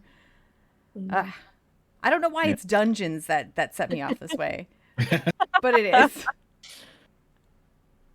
You actually like Totodile though? Yes. Yeah, I was like, a little concerned about that sentiment that was Yeah. shared. I don't know how I feel. Like, I can't stand Totodile. It's a basic bitch dungeon for me. I'm sorry.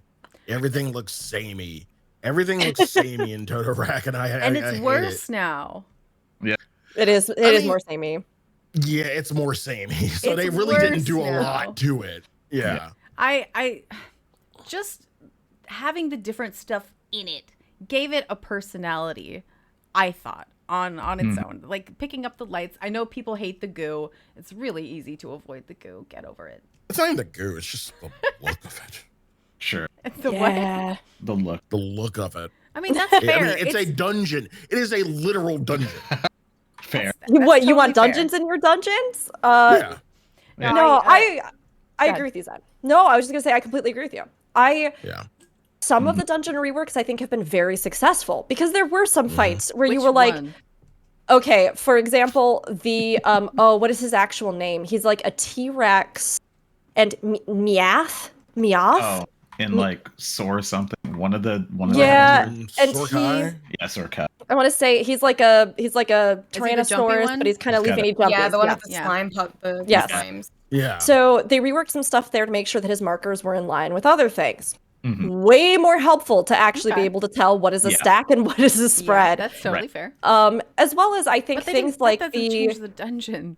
well, True. yes, here we'll get to Sorry, the scale. Continue, please. As well as things like the rework fights that they did for like the MSQ ones, where there's actually some kind of fight that happens now and some sort of mechanic that even happens, like the Gaius fight at the end where he actually uses some of the abilities that will become iconic for Garlean characters later. I thought that way more interesting, way better pace. I like that they broke that stuff up and kind of separated it out. Now, I will give you those. yes. Now, to address the ones that you're speaking of, yes, I agree. I for one was super sad that the Yeti fight that they messed with. Right. Yeah, that's such an interesting mechanic. Is it harder? Yes, but it makes you use your brain. I'm sorry. Yeah, Please. Yeah. No, I agree. Like the Yeti fight had so much personality, and yes, there were moments where people didn't know what was happening, and you'd have to explain things. But I think Mix in the chat says it the best, which is that some fights meant that you had to talk to one another to know what to do, and that just. Like, it just doesn't happen in the same way anymore. That you'd be like, I just don't understand what's going on. And then you'd go, oh, actually, it's kind of a fun little mini game we do on this one. So you got to angle the boss at these little guys, and that's going to put them as snowballs. And then you hit the snowball, and then the snowball hits him. And those things had so much personality to me, like you were saying, Zen. They had so much personality. They were different. They were interesting. Another one that was a travesty was the rework of Hraesvelgur's fight, where the arena where you jump around between the platforms in the skies in the expansion Heavensward is now just a standard arena fight. It's really unfortunate to me because I agree. I normally love dungeons. They're not the hardest content, but like I said, I even really used to enjoy doing expert roulettes, but even the mobs just don't hit as hard. People pull wall to wall and I barely have to use a single cooldown as a healer. I mean, it's just very weird because I've liked a lot of the concepts of dungeons. I've liked the aesthetic of certain dungeons we've gotten, but I have definitely felt that homogenization of content. And while I think the 24-mans, we're talking dungeons specifically, but while I think like the 24-mans had more character and some interesting mechanics, I've seen a lot of community feedback as well that even those feel perhaps easier for many comparatively. Yep. Yep. I can't disagree with that either. I love these 24-mans. I love them. Going in the morning of, right at release, that's the most fun you can have in these 24-mans. Nobody knows what's going on. Everybody dies. And the first one, going in and dealing with Rhalgr, that was amazing. It was so good. Rhalgr and Bayergot. It was amazing. Nobody knew what was happening. Everybody's falling out of the sky. It's hilarious. It's great. Yeah. That didn't really happen so much with the second one, and this is disappointing. It honestly is. It's disappointing. It's still beautiful. Still love the lore, but I wish there was a little bit more challenge. Yeah, I'm feeling very slighted that my Nemea got a little Mhm. overshadowed by her brother in their fight. I felt like if they were gonna do a 2 deity fight, it should have been the last fight in the raid. Sure, yeah. The big one, kind of like you see with Null in the first one. Mhm. I know it's one, but you know what I mean. Yeah. Yeah. Yeah. I agree with all the dungeon stuff. I would kind of like to see more dungeons utilize the same boss kind of fun puzzle as you see in Bardam's Metal with that one Mhm. boss where you actually have to just like Yes. do mechanics. You don't actually fight him. I would Yeah. like to see more stuff like that, I think, in a lot of dungeons, because yeah, it is a lot of just the same. Mhm. You go, you pull the packs, you fight the boss, you move on. One that you guys have listed is Eureka Orthos. Mhm. So I'm not a deep dungeon content creator by any means, but I do run a lot of duo deep dungeon content. And we've run a ton of Palace of the Dead, we've run a ton of Heaven on High. We were really excited for EO. And it was kind of a letdown for a lot of the community. Mhm. One thing I think that was kind of new was the first time we went into it, we went with 3 of us, and 2 of us were rezzers, so we could just test like how much things hurt, does it kill you? Everything in there one-shots you Yep. if you stand in an AoE, which is different than we've seen in other deep dungeon content, which I think was kind of a nice change and a different challenge. But I know that a lot of the deep dungeon community was super, super let down by a lot of that. Right. Yeah, What I saw. specifically? The one shots or what? Just by the difficulty, I think was Mhm. it. I thought a lot of the new bosses and everything were super fun. The aesthetic wore on me a little bit, but Okay. overall I had a general fun time. I know they cleared it way faster than ever Yeah. before. Yep. Yep. Yeah. Yeah. And that's part Yeah. of the problem, because once you learn what every monster does, now it's kind of RNG, and yes, there's still some execution, don't get me wrong, but that's so much of it now that that's just rote for them. They already knew what all the Yeah. enemies did in the previous ones, like that was part of it. And so It now was really more easy for us to figure out a lot of. Yeah. I loved that you pointed out that the aesthetic wore on you. Yeah. Because I also had that impression. And even having done Palace, and which has way more floors, so you'd think the aesthetic would have worn on me a lot more in that one, or Heaven on High, I felt like with both of them there was a more distinctive and interesting journey. Now, of course, I have not yet done all the bonus floors and everything, so again, this is just a more limited perspective, and I know there are some kind of cool visuals and things, but I was thinking in my head, okay, this is like an Allegan testing facility. Why does it feel like I'm just running through a bunch of Allegan covered, like texture covered tubes? Like there's some stuff that looks like structures. There's like references to the kind of ancient Allegs, like stone work. But I was like, if this is like a testing facility, why are there not some chambers that have like there's kind of test tubes, but even just flying around as these fly, I get more of a sense that this is a research facility than I do in Eureka Orthos. And there was something about that felt very samey to me as I went through it. Not that the other ones don't have some sense of sameness, but maybe it's everything. Maybe it's paired with the lack of additional surprises. I liked the new kind of big boy bosses that you could encounter. Like those points are interesting, where if you don't have the right things to deal with them, or if you're kind of in the situation where they're right on top of the portal out, like sure, there are some interesting things there, but I felt like I was having more of a journey of discovery in both Palace and Heaven on High, even having done them a lot, like not just because I'm a veteran in them or anything like that, although I don't go as hard as some people, but like that even in repeated runs, I felt more like there were little things that would happen that were different or something, I don't know. Have we all cleared floor 99 and everything in current Orthos? Not in Orthos. Yeah. In others, but not Orthos. Have you? Yes. Yeah. What did you think? As a non, deep dungeon person, I mean, I'll partake in the content just to partake in the content. as a general public, I found it to be actually pretty fun. There are certain annoyances, the whole everything is scary Terry and wants to kill you in one shot. And some of the bosses, once you do it for the first time, the novelty wears off. So at this point, you're really like anything after that, you're either speed running or going for score, which I'm okay with. I mean, it's like there's a community for that. But as far as like the general, casual playthrough, like I had fun with it. Like it hurt every time we got to a certain point and got knocked back down and had to go all the way back and do it again. But it was overall fun, I'll say.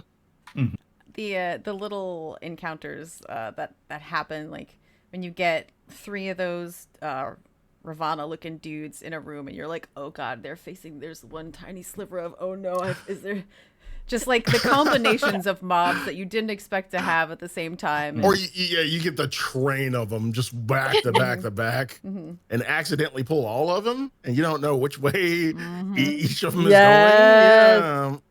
Yeah, I do have to say that I think the one shot leads to an interesting conundrum in those situations, right? Because you do have to think really seriously about the radius and space of certain attacks if you've pulled a big mob of different things, or like if you've accidentally gotten too many and you're like, oh my gosh, okay, what mechanics do these ones have? Them. Yeah, you're like, does this one have a circle? Is it a close radius? Is it a far radius? Where do I need to be standing? Do I need to move out when I see this? Because I think if you're one-on-one, like we were talking about earlier, it gets a lot easier because you're just like, oh, this is the exact thing that this thing will do, so I just follow this exact pattern. But when you start overlapping those patterns and things become more chaotic, I did find that it gave greater weight both to me feeling like having higher levels of Aether Pool made a bigger difference. Like in just even the normal climb, as well as adding an extra sense of, kind of trepidation to anybody who might want to go, I'm going to pull everything. And you're like, okay, but what did you pull though? And you're like, okay, cone, circle, that one's the inside, the outside. And then and you're trying to move yourself into the one spot where you maybe you won't die if everything goes off. So I did like that. And Sly, I'm happy to hear that you enjoyed a lot of it. What about go ahead. Oh shit! I'm sorry. No. The oh shit buttons. The oh shit buttons. The amount of oh shit buttons that we had to deal with situations like you just said.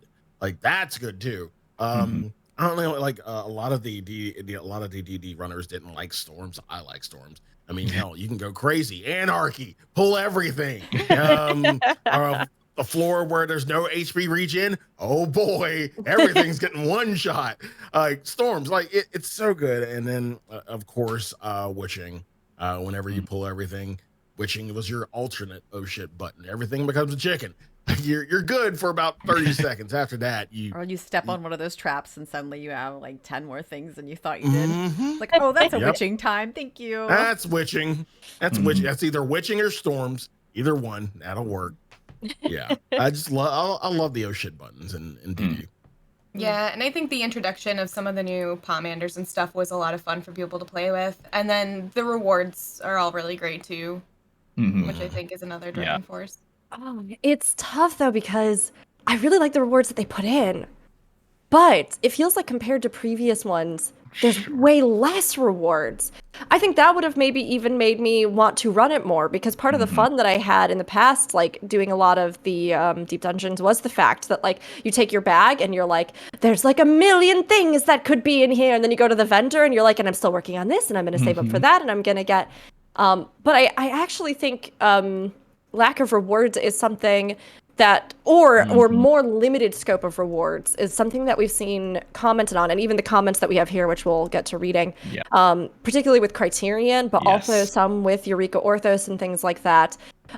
Previously we would get huge loot table spreads of different things, and you could still even be running Palace to this day and get something that you hadn't gotten before. Exactly. Yeah. The rewards for Criterion dungeons, to move on to there, I think that's I know that we've seen a lot of that in the feedback, but that's that's probably the biggest downer of all of this content, most likely, I think. It's had such a chilling effect on people wanting to do more of it. It's weird.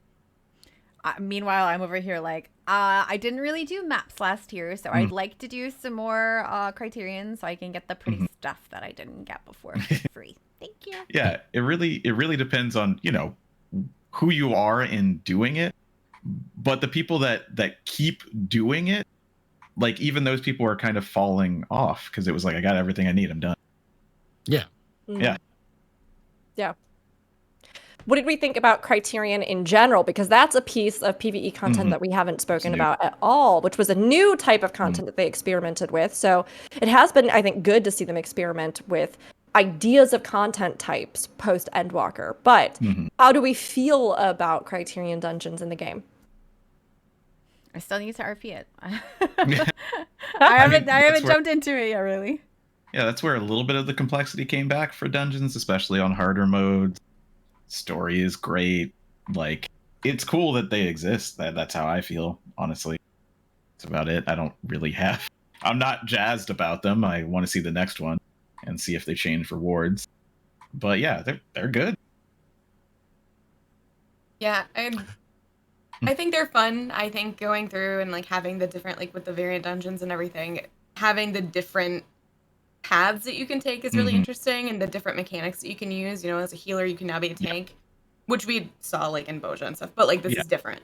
But it's cool. I just want more. Yeah. Yeah. Nim. And I agree. Nim.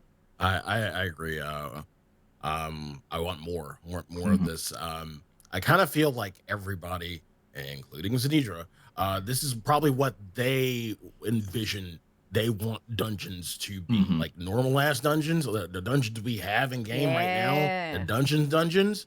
Like if Totorock were this, like it would take some of the basicness out of it. You think Yoshi P's trying to make up to me for making the old dungeons dumb by putting these new ones? Maybe. I mean, it opens a possibility, right? Go ahead, Sly, keep going. Right. Yeah, but I was just saying, like, even though the aesthetic of some dungeons is really, really cool, if you don't have, the dungeon evolve with you as you go on, like it's not gonna feel like anything. And that's kind of what I want. I want the dungeon to kind of evolve. I want shit to be affected around me, and maybe I go another way one time, maybe I go another way the other time. I don't know, but like it's the reason why I just don't do the roulettes anymore. Like once you do the dungeon, you lose unless you're going for gear, you really lose the effect. You really lose like any kind of value to get out of it. Yeah. You've all heard me. I won't, if anybody's tuned into the podcast before this, maybe you haven't. So, I mean, I'll reiterate a little bit, but you all know how I feel. I love these dungeons. I love these stupid Criterion dungeons. I love them so much. They're some of my favorite content that's been introduced into an MMO in ages. I just think that the combination of both scale of challenge that you can pursue if you want, the randomizing effect, but also the unique explorable elements. We were talking about this with the feeling that in other dungeons there is a lack of sense of that I explore and I discover in the sense of that, which is very much a trope in dungeon delving in any game, right? So to have these bonus hidden paths, I think they could even go further with this. I think they could go buck wild with something like this. But I think the way that they implemented it is very digestible for people. I think that if you are like me and you're a big goof and you get into it and you're like, nobody say a word, and you're like looking at every wall zoomed in going, okay, now hold on, that banner, it's different. And then you go over and like, or you're trying to figure out whatever it is. That's one of my favorite things. Puzzles. I love it. Yeah. Yes. And like the extra lore that you get for that effort, filling out that journal. To me, that was a very wonderful, not only capstone on Ul'dah, but also a very wonderful reward for pursuing something like that. Then, of course, we have the fact, though, that I don't think there was enough rewarding for the higher levels of difficulty. There should be something there to really encourage people to want to do that. Right. As well as the fact that this piece of content, they introduced it, but then have really, I don't think, made any effort to tie it into the content cycle at all. So Nope. it's just kind of this thing that sits over there that's like, hey, did you do me yet? And if you haven't, you probably will never remember to. It's not required for relics. It's not required in anything else. Once you get what you want, people probably leave. People don't even finish all of the, lore entries. So I think all of that has been sad about it, because just like you all said, I want more of this. I want to see more of this. I think this could be a viable and fascinating additional content to things like our PvE roster that has a lot of promise, even for new players who are like, hey, what's the state of PvE content like coming in? Where we're like, hey, well, we just had this new innovative thing added in and it has scaling difficulty and all this stuff, right? But I don't know if they're going to commit to it, which makes me nervous. Yeah. Oh, go ahead. I was gonna say, they've committed to it more already than Blue Mage. Yeah. Yeah. I was just gonna say, the thing that's missing from this normal PvE content that usually is in here, and I've only spotted 2 mentions of this in the responses, is Relic. And I think we all know why. That it's not normal PvE content anymore. And nobody's talking about it. Oh, we have a whole separate category for relic weapon discussion on this sheet. I have thoughts. This is where it would normally be, though, right? And it's just it's missing. Just saying. Yeah, I made a whole dedicated category specifically to it because it has become such a discussion point. Yeah. And like you said, it is just straight up missing. So we have to almost talk about it as its own category, because I would not say that it is in and of itself PvE content. That's exactly why I wanted to mention it here, to say it's missing. Yeah, no, I mean, good point. And speaking of the feedback that we got, I'm going to go ahead and just read through some of this. We can move on to the next topic, or if this brings up anything, obviously we'll talk about it as we go. But some of the thoughts that you all had now that we've shared our own about current normal PvE content in the game. So we had some positive stuff, right? Overall, great. 24-mans are some of the best. Criterion needs more rewards. Eureka Orthos is fantastic. And there were several times, especially, that people said, 24-man content is aesthetically and thematically incredible with amazing music to accompany it. With a little note there, the mechanics are a bit simple in some cases, but good enough for more accessible content. We had a lot of praise of, particularly, I think, the 24-mans, and feeling like even if they were a little bit easier, that people still really enjoyed them. We had a comment in line with what we talked about. Honestly, most of it just feels ... kind of the same, except for the new Criterion dungeons. Those were fun. I hope we get one with Emmerich soon. We saw another comment, same as usual, no risk taken. Variant dungeons are nice, but there's not a lot of replay value in them in the long run as they are right now. More praise for the 24-man, and we were just talking about the variant dungeons. Lots of praise for the variant Criterion dungeons. Love the variant dungeons, though I wish there were more rewards, or it was treated as deep dungeons where you could level through them. I wish there was more replayability after you solve the mystery and do every route. Without more better rewards, I stopped running it because I don't want more diamond fireworks. I have enjoyed all the other content a lot, but variant dungeons are the new thing that stands out the most. More comments just about the Criterion dungeon rewards, and then some general comments and discussion about, I wish we had more dungeons than just the one every patch. I also would have preferred some more interesting rewards for Criterion dungeons. It's gonna keep going back to it. There's one comment, open world. Are there open world things other than fates? Yeah. I did. No. Someone else said open world content does not exist for this expansion. I love that one. Fair. It's fair, though. It's fair. There are hunts. Yeah. And I like the hunt rewards at the vendor. I thought there were some really nice ones this go around.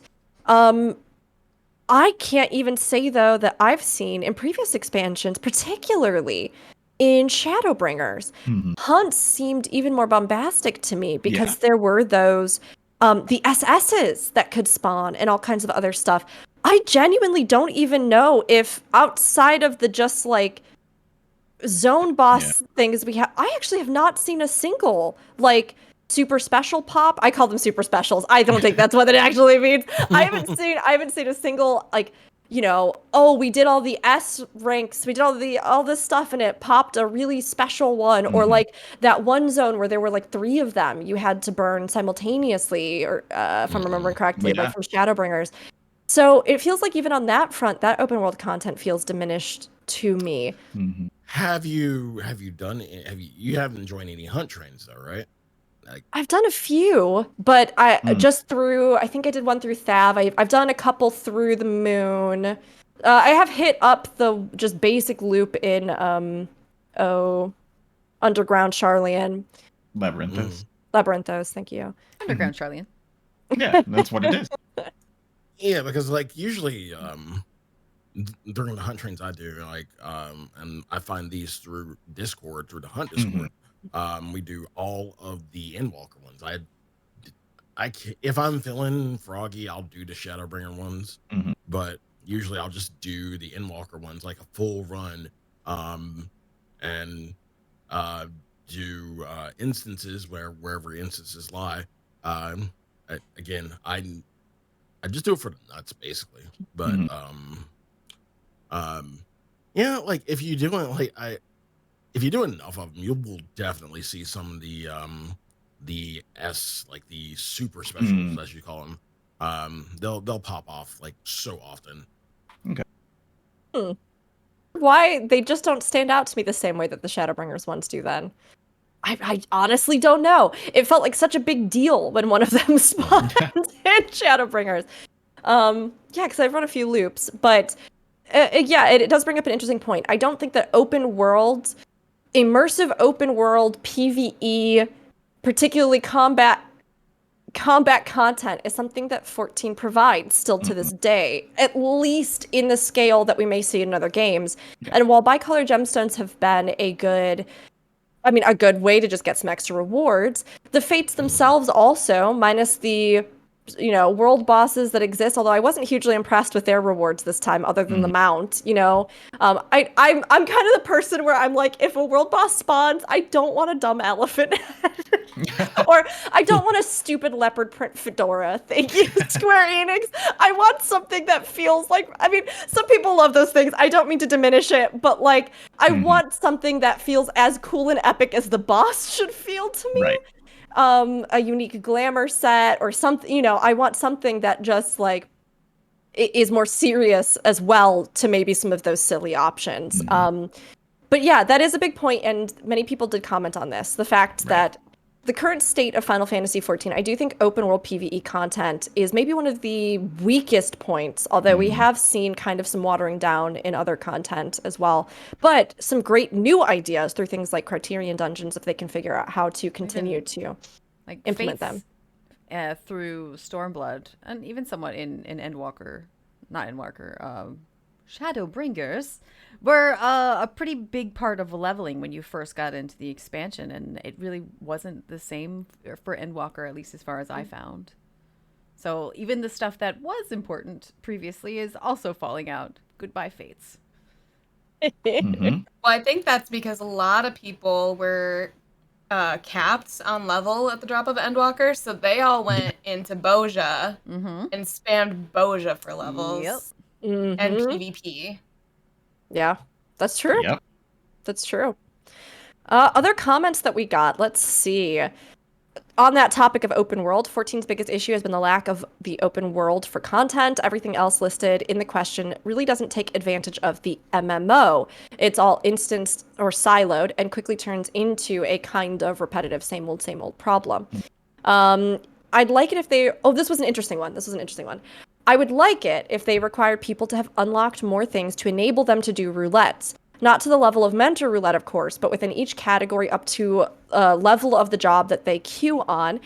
Basically summarizing a bit more of the comments, they basically provided an example about the fact that if you either power level class in something like Deep Dungeon or Eureka or, whatever it is, Boja, that you might have like only one crystal tower raid unlocked or something. I think you have to have more than that, but like you might only have the crystal tower raids unlocked. which then feeds more into the kind of problem that if you queue into those roulettes, all you're going to get is Crystal Tower. If people haven't unlocked more of that collection, again, it forces it. And then they also bring up the issue that's been talked about in the community about the people who purposefully take off gear to lower the eye level to kind of cheese, to force things like that, where they say, this wouldn't prevent queuing directly into a fight, but the way I see the roulettes, you should be filling out for others directly queuing, not unequipping all of your gear to force Crystal Tower to farm personal daily rewards. This bonus for roulettes should be for helping others, not for manipulating the system. Sure. And I mean, you ain't we've wrong. heard that so much, especially because some of those alliance raids with a lot of new people can be suffering, yes, but it's hard. It's because of what they said. They're like, the rewards are there. We need those rewards per day because I need my whatever. I just want the easiest path. That's what's going to happen in an MMO. And I don't know. I don't know how you fix the unequip other than by making it not possible somehow. You know what would be neat? And kind of still game the system, but neat. You can pick multiple things to queue into depending on what you're queuing for. What if you could pick things to not queue into? Sure. Yeah, so that would be everybody nice. who wants to do the Alliance Roulette but is not interested in doing Crystal Tower could be like, I don't want these 3. And then everybody who wants to do the other ones would be pushed into the other ones together. So an There's a fair overall amount of people. So an overall list of just basically like your queue list, but it's like a sub queue list where you just pick what you don't want. Glued these. Yeah. No, I can thank see you. it working. Yeah, I could see it working, and I could also see people just never going to Yeah. Orbon Lighthouse or whatever, Yeah, I or was gonna Orbon say, Monastery. I feel like it could cause a lot of issues with certain people not being able to run content, like even maybe. story content. Sure, yeah. I get a lot. I can actually get a lot of people when I go into alliances that are like, "Oh, Crystal Tower." It's at least like a third of the people, almost every single time. And then, of course, you have some amount of people who say nothing and agree. So I'd like to think that it might work, but during content lulls, maybe not. Yeah, maybe. Yeah. I did see somebody mention the possibility of what if when you queued into a roulette, you had to be, this was the original commenter, who said, what if when you queued into a roulette, you had to be on a class that's eye level, like the gear of the eye level that you had was equivalent to the highest raid you had unlocked in that roulette. Which is, I think, an interesting idea. Right. But it does pose some kind of issues if, maybe you're leveling a class and that class is not at, your highest level 90 alliance roulette that you have unlocked. I think there are maybe some issues with it, but it would be nice to have some kind of way to try and ensure that there was a more even playing field. Yeah, Now there's... Go ahead. Nope. Oh, well, you could search the whole inventory, but let's be honest. Anything with inventory is never going to happen in this game. Like, it's the hardest thing to do, because most other games just search your inventory, including your armory chest, including your retainers and all of those things, if it has a system like that, and goes, this is your highest, that's what your highest is. You could do that, but that's a lot of data, and they don't do that. Yeah. But it would make it fair at that point. At the base of things, like this comment is not wrong. The roulettes are for helping other people. If you don't want to do that, then maybe don't run the roulette. But I'm absolutely guilty of capping my gear. If I have 20 minutes in which I can do something, I'll be like, and I'm naked, now let's go. Xenedra, this is shocking behavior. I've never done that in my life. I would never do that. But it's okay. I get it. Yeah. I mean, it really depends. Honestly, to me, 24-mans are fun in the general term, but they're not fun to execute, usually, to me. That's just my own personal issue because I don't like combat right now. So doing any combat makes me go, I don't want to do this. Doing combat with more people that I don't know that I don't know if I can rely on, I don't do. I've never done duty finder or raid finder for anything. I don't think I ever will. I don't know, maybe. But like that doesn't appeal to me. Yeah, I'm gonna argue with Chad a little bit. Like roulettes are for tomes if it's the expert roulette. Every other roulette is for helping people. They give you rewards so that you'll do it. So that you will do it. Otherwise, why bother? You would never help the other people. Maybe you would. Some people are nice. Some people would help. But without the rewards, like, it doesn't have the draw. Yeah, they only exist to help people. Like, they don't exist for the rewards. They could just give it to you somewhere else. You know? They are great for leveling. And if it's of your level, sure. But they're also great for leveling when it's not of your level. And those are the people who take their gear off to go into alliances. Yeah. Ultimately, they are a means to an end to ensure that there's a flexible demand of instance popping for people that need something, right? So you give up your choice of what you're queuing for to fill queues for others. But yeah, I mean, you obviously use them for various things in the game and they incentivize it. But I wanted to circle back really quick to Aldianaux, what you said, because you said, not happy with how a lot of the game plays right now. And the interesting thing is that largely in our feedback, we did not get a ton of comments specifically targeting how classes play right now. Now, to be fair, I didn't specifically put a separate question here for like, you know, how do you feel class balance, et cetera, design is. But we did get one that I thought was very much a good one to mention, which is from Isaac, which says, I mostly main Scholar in my time with 14, but I can't seem to find a job I really resonate with anymore. With Scholar, the admittedly obtuse fairy management and dot upkeep was probably the reason I liked it so much. And while I appreciate that it's been made playable for more people, I effectively lost most of my interest in healing. I played a lot of Black Mage too, but most of the jank that was pretty core to the rotation has been smoothed over with increased proc timers and more ways to keep your Eno-chan, your Enochian rolling. Again, really happy for more folks to be able to jump in and experience the job, but most folks still don't like it, and now it feels more slow and imprecise in execution. With that said, I don't think the jank was the reason that I was interested in these jobs. I think it was more a sense of accomplishment and having figured out how all the levers and knobs worked, and then being able to be successful with them. The early fairy improvements to responsiveness and range were great, and made me appreciate Scholar even more, for example. I don't know. I just find myself really struggling to log in, even though there is a ton of content I want to do, because I don't feel like I have a job that I want to do any of it with. Yeah, that's that hits close to home for me. That's a mood. I'm just on the other side of that Scholar Summoner divide there. And yeah, I mean, I feel you.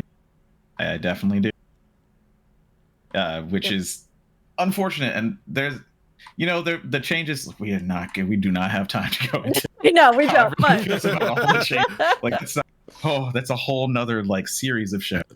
That's a can of worms that way. That's just going to take way too long now. But there's a lot of that sentiment as well as we're going through this expansion. We're seeing changes, and a lot of them are controversial. Some of them, all of them want to be for the better. Let's be charitable here.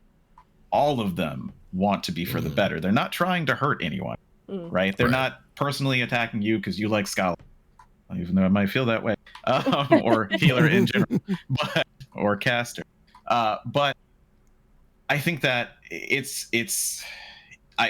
really helps pull the mood down when there's less that you like about the job that you have to play in combat. Like that's a big part of the game. Like that's the biggest part. The story is amazing, and I don't think they're ever going to mess that up. But combat, they have a chance to really make it worse in general. At all times. And it's and they are. Yeah, in some place. It's a trade-off, right? It's a trade-off. I think now's a great time to bring up a point Sly brought up earlier. The 2-minute rotation. Yeah, as we get into Endgame, like the next one is Endgame anyway, so. Yeah, well, I mean, we'll talk about this in more detail. I wanted to ask really quick, Alchemy. With coming into the game more recently, so you haven't played through a lot of the changes to classes, But I'm curious from like your perspective, how has it been? Because I assume you've probably leveled up multiple classes, you've gone into it. Do you feel like you've noticed this shift, or do you think that this is mostly just something that people who have like played a ton of other iterations of classes feel, or is it something that really hasn't even, you're like, I like playing the classes and I enjoy them and I have no problems with it, like. Yeah, it's funny because I've actually had conversations about certain classes where I'm like, man, I wish that this, and this were another way. And my like 2.0 friends are like, it used to be. And I'm like, cool. So okay, all right, cool. But I have played through some of the changes. Like, I am a ninja main. So a lot of the changes for ninja have been fun. Yeah. To put it simply, and I also play a lot of Astro, and the Astro changes Yep. as are also on another level. So you know, I actually have a lot of my community likes theory crafting and like having these conversations. So we have had a ton of conversations about this, and you know, I've just kind of adjusted because I can't go back to, you know, 2.0 summoner. We can't. I can't. So I've got nothing to compare it to. I can only compare it to how Shadowbringer summoner played. And I can't go back to Shadowbringer summoner. So I have to learn and adjust and kind of play with what I have now. And so it's this like, do I wish that this old mechanic or this old playstyle was there? Sure, but this is how it is now, and this is kind of how I've had to adjust. Like with Ninja, the Mudra clipping is a big issue. It's a big issue no matter what you do, and it has been super frustrating in raiding, and I've had to adjust, unfortunately. And is it okay? Not necessarily, but it's what we're dealing with now. Yeah. I think that pretty comfortably takes us into Endgame, and we'll just so that we don't hold you all hostage here for ages and ages. We'll try to our best ability. We are fine. But we're always conscious of it. Well, I'm fine. Yeah, like Alchemy might have some stuff to do. I'm sorry. No, I'm good. Okay, all right. Well, we'll keep going. There are so many things. There's so many tangents I want to get on. She mentioned whatchamacallit. Now I'm drawing a blank. Oh yeah, cards. Oh, no, I can't. Don't get me started on old man rant. Let's just get into the topic. I'll calm down. Get into it. It's okay. I'm right there with you. As a former ass another show in here somewhere about that. Yeah, there are like so many shows within this show. Yeah. I know. Well, we'll keep going. We'll keep an eye on the fact that, I mean, we have been going for a little while now, but I mean, of course, we want to give our due diligence to all of these topics, especially as we talk about something as big as the state of the game. So we'll keep checking in with everybody, and to those of you listening, thank you. You know, whatever you're doing, working out, getting ready in the morning when you listen to this, I hope it keeps you company for a couple sessions. So maybe playing the game while it's on in the background. But let's get into Endgame. So we had a lot of thoughts. I mean, overall, there are definitely moments in normal PvE where people have said there have been good things, right? That there have been good new systems, good ideas, and that there are parts of this that shine. But I do think that right now, the general summary of state for current normal PvE content is that it's perhaps a bit lackluster. Things have been tuned down. We're not getting as much content, and that there seems to be kind of a bit of a disconnect between some of the really great innovative new things they've put in and the way that they have tied them to the greater flow of game, as well as some discussions about rewards. But again, moments that stand out really well, things that are enjoyable about Eureka Orthos, things that are enjoyable about various pieces of content, and great new content like Criterion Dungeon. So it's kind of a mixed bag. It leans a little bit more towards, I think, the underwhelming. But let's get into Endgame PvE content. So this is going to include X-Trial Savage 8-man raids, bonus Eureka Orthos floors, and Ultimate, which we've had, which we've got these two in the post Endwalker cycle. So how do you all feel about Endgame PvE content in Final Fantasy XIV right now? Aldianaux has vanished. Aldi. Fine. I feel like that was a volunteer. Yeah. That's how I feel about doing in-game content in 14 right now. I'd rather just disappear. There's so much to even unpack, right? You know, I was looking through the responses just to see the spread that we had. and the usual suspects show up. I mean, 2-minute meta, right? I don't want to get into that too much, but I think one of these responses, and I'll have to find it again. Okay, I found it. This is a great response, and we'll probably come back to it when we go through the floors of stat. But what they said really hit for me. It feels less like you're working as a team and more like you happen to do your individual thing next to each other, and it'll splash over, maybe. And that is more infuriating to me. Like, it's not teamwork. It's how, oh my God, you missed one GCD. There it goes. Like seriously. Like, everything's a little misaligned, so the 2 minutes screwed. That feels horrible. You have no control over your performance at that point. And yes, this is a team game, and raiding is a team-based PvE thing, but this leans closer to, while players will know, power infusion, or something that you can give to someone that if you give it to them, you can't give it to anyone else. It's a zero-sum game more now, and I really dislike that. Like, for me, and this is me personally, raiding is that kind of, I'm in a team, kind of, but we're working together to get this, and I'm competing with someone not even in my team, right? I'm competing with the ideal of my job. How much can I do? But now I have no control over that.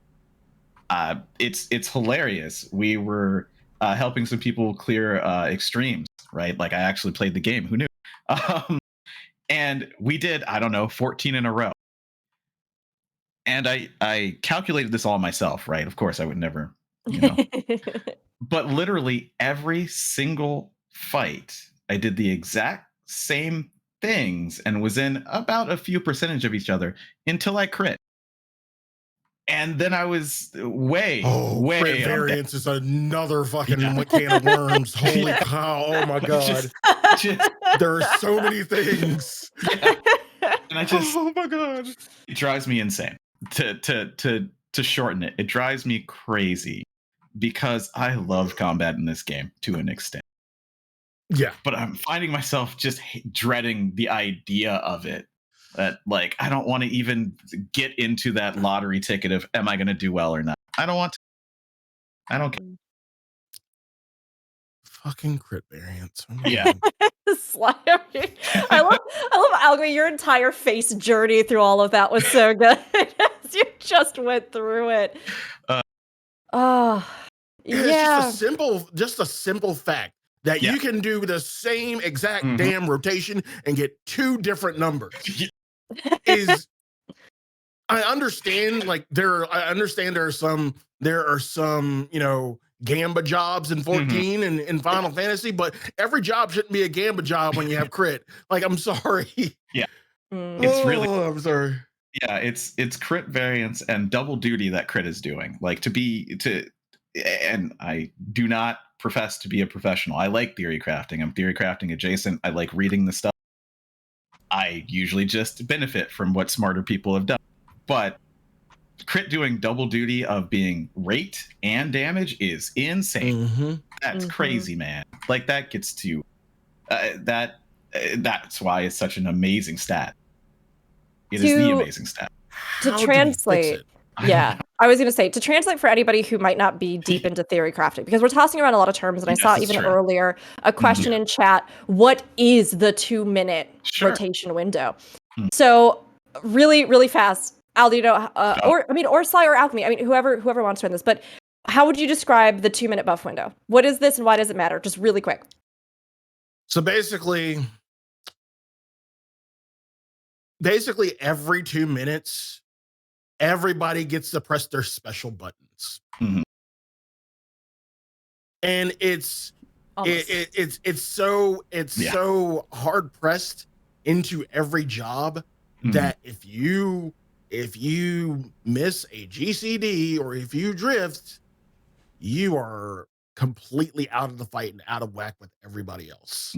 So there's no room to play around with it. You can't, like, catch up. Like, it's not as free flowing as it was before the 2-minute window. So that's why it's kind of important. Right. So everything you do is basically a rotation paced around the concept of that 2-minute structure in a fight. This is, again, if you're concerned about optimization. Yes. And I think this also ties into the question in chat about clarity around Aldianaux's thoughts on not having to work together, as it were, that it feels like you're standing next to each other, just splashing a thing on each other. I mean, I think a lot of it does actually fall alongside this 2-minute meta shenanigan, too, because please, if you want to clarify yourself, I can also summarize in a way I think makes sense, but would you want to give more clarity specifically on like what you mean with that? Because obviously you have to all be together to execute something in a fight, but... It's just that now there's no real thought to it. Like before, when you had multiple different timers, you were like, ooh, okay, well, this is not my 2-minute burst, but I know I'll catch it with that person. Or because of the way that this is, I'll delay and it won't really affect me because that's okay, because I don't get an extra one of these in a fight. But right now, you're doing your optimal rotation and it's literally made to buff everyone else at the same time, no matter what. If you're following the optimal one, the reason it's optimal is because you're being forced to do things exactly in that way to splash onto everyone else, or else you're wrong. Period. So that's why it doesn't feel like a team thing. You can't really negotiate. Like a good example is some of the jobs that didn't fit in, like Paladin. They have been kneecapped to fit in because you have to. You have to splash onto each other. And, you know, they don't have anything that really gives buffs, but they need to benefit from it better. So it really takes a hammer to job design to force everyone to fit into this 2-minute puzzle block. And some classes just cannot. Like, and especially with fight design, where something's happening at 2 minutes, good luck. And that happens so often too. What are they thinking? Go ahead, Alchemy. Go ahead. What you were saying? Yeah, exactly. I was going to say, like, P8S phase 1. Yes. Yeah. When you're that poor person who's like, well, I have to delay, but I literally can't delay. Like, my job says, no, there's no delay. Summoner says, there's no delaying. You just press ruin in that time, which is not okay. And you then start to have to give buffs for other people that you can't benefit from either. It's like, I got to press this with the rest of the people, even if I'm off, even if I died, even if I need this to recover, I have to press it then. So it just, it locks you into this kind of parallel tracks that you're like, I hope that everybody else is pressing the buttons at the right time, because I don't really want to talk about it either. Like, you don't want to be that person who's like, hey, you are 1 GCD behind. Could you really fix that? Because, like, at this point, it doesn't really matter. Before that 1% nerf, it really mattered. When balance isn't great, it really mattered. Pushing hard content, it really matters. So, And the thing is that this affects, even on a trickle down kind of way, right? The pacing of encounters designs. If you start finding yourself getting into a rhythm in 14 where you go into some new content you've never done before and you're like, why do I think an AoE is about to happen? And then like an AoE happens. Or you're like, now is the time I will be able to just stand here and hit the boss. And you go, how do I know that? It's because they designed the fights with this in mind. So the actual pacing of the fights also construct around these things. So all of this to say, I love the observations you made, Aldianaux, because I do think, especially as a player myself that loves, and I think I get the sense that probably Sly and Alchemy are also like this because I know we've got that Astro Bond here, but who likes doing things like buffing, or buffing in an interesting way or an active way, or support classes, or having those utilities where, like you were saying, maybe in the past or in more active team play style games, right? We even see this in Crystalline Conflict right now, which is so fascinating. The counterplay and plays around things like the limit break mechanic in that PvP mode, which we'll get to later, where if you are actively lining something up, if I'm a white mage and I go, oh, hey, hold on, I got my limit break, I've made it speed up and I can use this, and that will get everybody low. And then a ninja follows up with the, oh, hey, hold on, I'll assassinate them because you got them all below 50%, right? That's an example, I think, of an active, team responsive, collaborative team play. Right? As opposed to something like we're talking about where the parallel lanes on a 2-minute timer, hey, bud, nice buff. Yeah, hey, you. Nice buff, too. Cool. All right, cool. Our damage I'm back here. I'm sorry, I'm catching up. get out of Give me here. a minute, I'll be there. You've ruined it for all of us. You know, And there's it there's just no feels way. horrible. Yeah, there's no way to adjust or change or adapt that strategy because everything is structured around it. So then all of this brings us back to the discussion that you were having. I just wanted to kind of pave the groundwork here about variance of crit as a statistic. Because I think all of us have seen the fact that materia are worthless unless typically, unless they are like one of two materia. And that's a bit of an exaggeration. But crit is the god of all. Oftentimes new players will say to me, "What should I be putting on my gear?" And it goes, "If you can put crit on it, put crit on it." And they're like, "Cool, but like does it not matter with anything?" And you're like, "No, nothing else matters for you." Yeah. And you're talking about the fact that it has these two stats bundled into it. So, what does this mean in an endgame gearing, in endgame content? What are these two components? How do they matter here? Sure. So the first part is crit rate, right? You put more crit on, you crit more often. We know numbers and things like that, so you can figure out exactly what number gets you exactly what percentage, at least idea. So that's great. That's fine. That's what crit normally does in game. But here it also increases the damage you do from that crit. So not only are you critting more often, but when you actually get lucky, get that lottery ticket and crit, it's a lottery ticket from me because I don't crit. You get that and you get magnified the damage. So it versus, let's say, determination, which is just a flat, kind of low buff to your damage, right? Like it just buffs your damage. That only single dips. It doesn't proc. It just is a flat increase. And that's about it. But with crit, not only does it increase your amount of crits, but the damage you get out of it, it just far and away exceeds almost any other combat benefit. Now, there are some outliers like Black Mage where you want to get to enough spell speed, but there's more and more crit versions of those. You know, the more and more people are like, get to a comfy spell speed and then pile on the crit. You know what I mean? Like it removes some of that differentiation. Like at least we have some classes that want spell speed. Well, one class that wants spell speed, but skill speed to a level or not over a level. That's cool. That's nice. But yeah, that's why crit double dips in a way that is just. Hey, remember accuracy? Oh yeah. Getting up Back to in my day, we had accuracy camps. And if you didn't meet it, you missed, and we fucking liked it. We really didn't. We really From did the not. front or the flank, depending on who you were. Oh, jeez. Yeah, jeez. Yeah. But sorry, go ahead, Aldianaux. Oh, and that just when you look at runaway potency inflation, double down. I'm looking at you. Sorry, Gunbreakers, that you didn't get the auto crit that Samurai got because you got a fish. Like they thought it was a good idea for Samurai, but not for everybody who has other problems with it. I don't know. It's weird. I don't really get what they're trying to do with it, honestly, other than make it the best stat in the game. Yeah, and I think that what feels really bad about this ties into everything else that we were talking about, right? This is a passive thing that you just stack on. And so it's not a part of active gameplay. There's not consistent ways to align things collaboratively as, you know, a team to do this. I mean, obviously in the past, we had some classes that had certain synergies that I think could enhance certain aspects.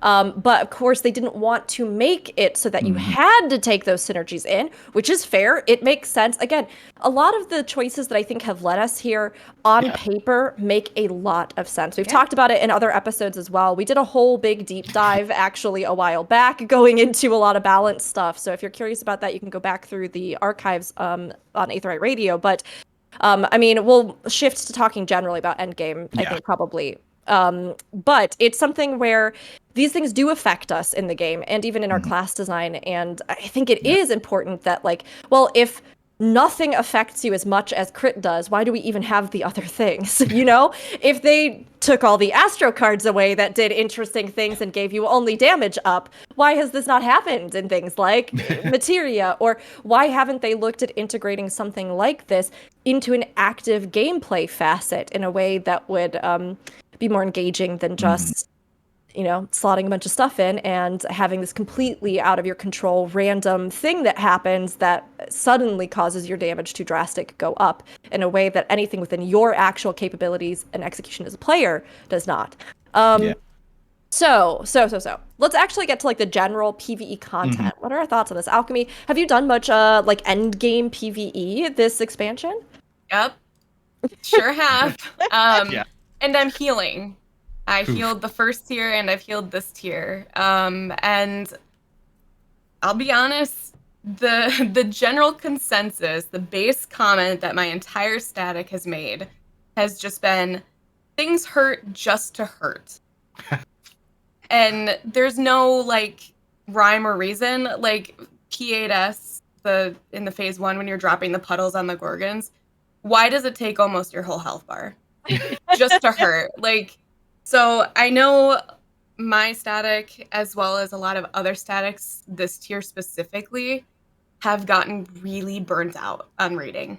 A lot of statics that I know we're more mid-core than anything. But a lot of friends that I have that are hardcore raiders didn't even bother finishing P8 because they just got so burnt out on it, whether it be snapshots or the way mechanics work, or even just the way that the classes work together with the buffs and everything like that. It has taken a lot. I know a lot of statics that are completely taking next tier off. So I think it's just worn out on a lot of people. I know it's worn out on me. I've actually started doing ultimates. And in that buff window, we had one of our tanks went down right at the start of their inner release window last night, and we hit enrage at 1%. Oh. And I was like, no. And I'm not blaming it on them. I could have DPS'd more, Yeah. But it is one of those like weird things, one person goes down, it can mess up the entire thing. And I think that that's what has happened this tier specifically, is it feels like everything is more punishing than it's ever been. So I think it's just been, but not in a way that's always really pleasant to experience. It's still, and I think that's where the burnout is coming from. It's like in previous tiers, yes, people asked for harder content, but I think they took that and they went one step a little further for Savages, personally, and I could be completely way off base, but for me, it felt like, because now it's like, if you mess up, if one person goes down, you just pretty much have to wall it and restart. And Savage has always had kind of a little bit, at least the Savages I've done, I've had a little bit of leeway where it's like, okay, we can recover this. But now, like if you're in P8S and you go down, one person goes down right before snakes, that's it. You're done. There's no recovering that. It depends on the tier, but there have definitely been tiers like that before. And sure. I do agree on the punishing thing. I don't feel like this tier is more punishing baseline, but in that, like, why does this hurt for no reason? This is not a pretty dance way. Because there have definitely been harder tiers. Let's look back at Alexander. Sure, yeah. But, like, this one is not fun punishing, whereas the other ones were, like, an intricate dance that maybe you need to beat your face on a little bit longer punishing. Yeah. Right. And can we talk about fight design for a minute? Yes, please. Yes. Can we talk about, not front loading your fight for the first like 13 fucking minutes and then nothing happens after that? Can we talk about that for a second? Because that's a thing. Yeah. Please. I love the opposite, which is P7, which is like, hey, do nothing for now it's hard. All of a sudden. Yeah. Yep. I honestly, what is even... That's exactly what I was kind of alluding to. Yeah. Tree. Yeah, I mean, I agree. I think P8S, I'd be so curious. We could do a whole episode just talking about P8S, I think. Yeah. P8S, I did finally go in and get the clear. And it's funny because I desperately want that stupid mount. And there were parts of the fight that I actually genuinely enjoyed. Like, the second half has some mechanics that are so fun. The flow, the logic behind them, it's like mechanic, and you're just moving into it, and it's really enjoyable. And there are some fun little surprise reveals, like the Phoenix Resurrection, and all these things that I was like, this is so fun. It's so but fun. I didn't get the mount from it because we had a one chest. And I was like, oh, I really, really want to get the mount. And then I had people, lovely people, who were just like, I'll go with you. And the actual thought of fresh progging with people I didn't know, whether they had this down perfectly or not, the thought of the first half of that fight was enough to make me go, no, I don't want that. It's like, I mean, and Sly, it's exactly what you're saying. I get that. I think they got a lot of feedback from people that it didn't feel good to have like a fight that, you know, you get through, you learn the stuff, you have your door boss or whatever, you have your checkpoint, and then at the end, the most brutal mechanics happen, and everybody's fatigued and exhausted, and it's like a whole thing, and you just can't get through. Like, I think that's the feedback they were responding to, where they wanted the bulk of the fight to be what you engage with right from the get-go when you're fresh, and then to have the phase transition, which theoretically leads into an easier second half. And I felt like that worked pretty well with Hot Vampire Grandpa. P4. I felt like that worked pretty well for P4 because Hesperos? Hesperos, yes. Yeah. Because like the first part of it, I was like, there's some spicy stuff. We hit walls on it in our prog. We made those breakthroughs. It felt great. We got to the second half. Sure, we had some wipes that reset us, but it wasn't terrible dread. But P8S, there is just something about that first gauntlet, that first half of the fight, that like just the thought of it is awful. It's terrible. I feel it's become a pattern. We've talked about this before. For many raid tiers now, actually, the first half of the fight sucks. It's hateful. Nobody likes it. Once you finally finish it, not only is the second half of the fight more fun, it's easier. Why? Victory lap? Yeah, that's exactly what I was going to say. I guess, but like, why? Yeah. I mean, like, Endsinger, right? The victory lap there. It's kind of, it's not the same, right? They don't just give it to you like that.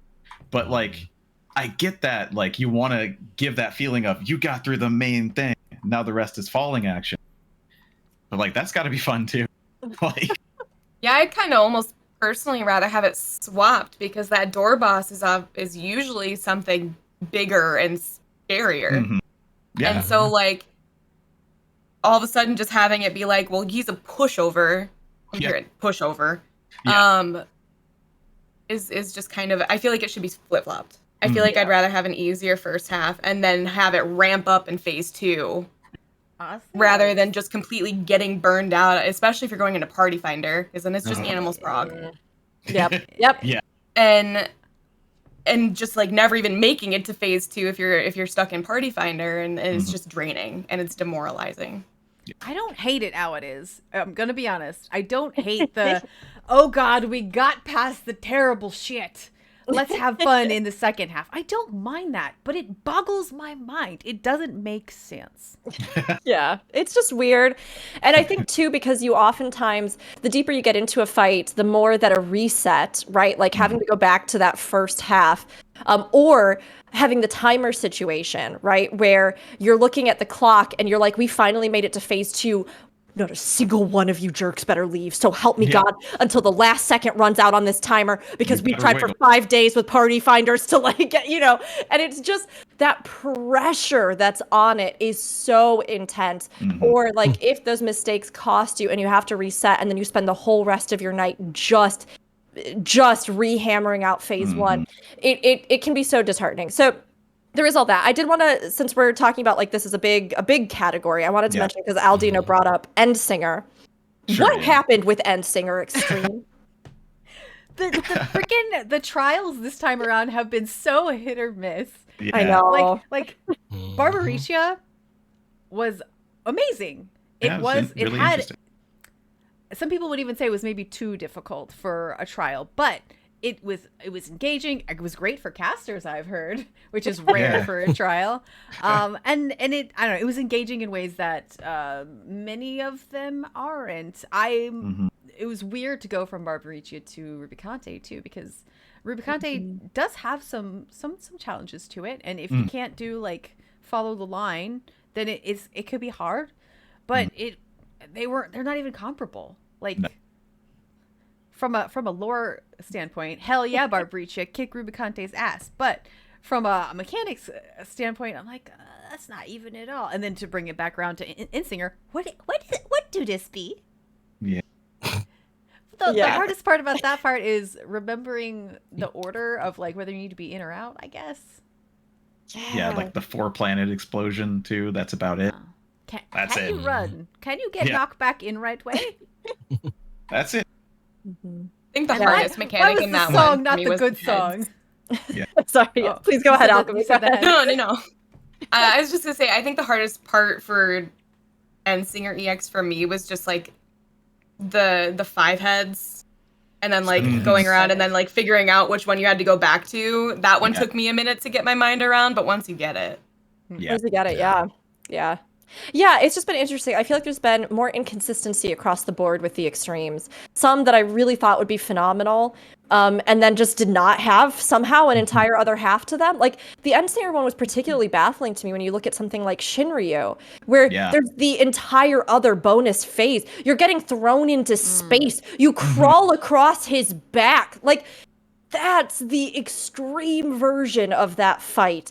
And for a culminating boss of a 10-year story arc, I don't know if I've ever, in the entirety of the time I've played this game, and I say this with a lot of love in my heart for Extreme Primals, I don't know if I've ever been so disappointed by an Extreme Primal, ever, in 10 years of playing the game as that one. I just found it miserable.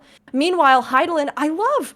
Yeah. It was so good. Like, it was great. I thought fantastic. It felt like the right thing. I enjoyed it. I mean, all the others I feel like had some varying degrees, but I really found that one to be a major letdown. Of course, I think there's maybe some correlation with the fact that Ultimates, we had 2 this particular cycle as opposed to. And thinking of that, personally, I think our Ultimates were phenomenal. They've been amazing. Absolutely incredible in comparison. And, I say this as, I love raiding. I have not tried to do an ultimate just because I haven't been in a group. I am the most antisocial MMO player in the world, maybe close to, in which I'm like, I'm not going to go find a random ultimate group for that. Like, I'm not going to do that. If my friends or people I know want to, I'd hop right back in. But other than that, I don't even, but watching the world first, talking with the people in the community who are doing it, like the hype from TSR was so intense. It was so cool. Yep. Like, it's amazing. And it was, by all reports, a pretty good fight. It was also really difficult. But when you're a little kid and you're explaining something to your parent and they just do not care, but they like try and like smile, like, oh, that's really cool. This is me explaining that fight to Philip. Like, oh, and this happens in this part, and this is so cool, blah, blah, blah. You remember this in Heaven's Word? No, I'd stopped playing by then. Okay, well, this happens. That was time travel. It was it was amazing to watch that prog and watch people hit the point where they're like, oh, I think I know what to do. And then, just see that happen and propagate. It's just really cool. And then top, I hear, is suffering, but fun. This is going to be easier than the last one. Yoshi P. Top was spicy. Watching and commentating both of those world first races, people really thought top was going to be, easier for whatever reason. And it's so interesting because the general feedback is that Dragon Song, once you figured things out, went decently smoothly. It's still phenomenally difficult. Don't let that undermine it. But so much of that was the narrative impact. I did the exact same Zen when we on stream live. I will never forget. I think I was on stream. We saw the time rewind mechanic, and there was like a moment where I was like, "What if you keep repeating the loop until you save him. And we like lost our minds about it live. I finished the stream that day. I ran out and I said, I just like completely out of nowhere ran out of the room and just yelled at my partner, "You have to save Horshavan!" And like they were just like, "What?" Who? It was a whole thing. It was so exciting. But top had a high technical threshold. Mhm. And of course, the big impact moment isn't until the very end. And unfortunately, it was just so difficult that the official Mog Talk broadcast had to end before they even got to see it live on stream, that final transition. But it was still a great fight. And yeah, the hype has been real. I don't know, Sly, how do you feel about these ultimates? I like from what I spoke with when I spoke with Ultimate Raiders, I feel like people needed a support group for DSR more than they did for top. True, like, that's true. Like there was a lot of I feel like after a lot of the top raiders cleared DSR, there was a lot of PTSD. But top, I'm not hearing that much about it. Like top was an annoying fight. And like I've seen every single phase of it. It hella looks annoying. Yeah. But it's not the same. It's not the like both fights were extremely difficult, which is what they fucking asked for. And I'm glad Ultimate Raiders got what they asked for, except for the third Ultimate. But yeah, like DSR just I feel like people needed either a hug or a therapist after DSR. Right. And like it was just something they haven't like people haven't done before. And it's like the people who cleared first, they just felt like shit. The people who cleared like even after that, shortly after, they felt like shit. And the people who are still clearing now, it's like yay, and then crying.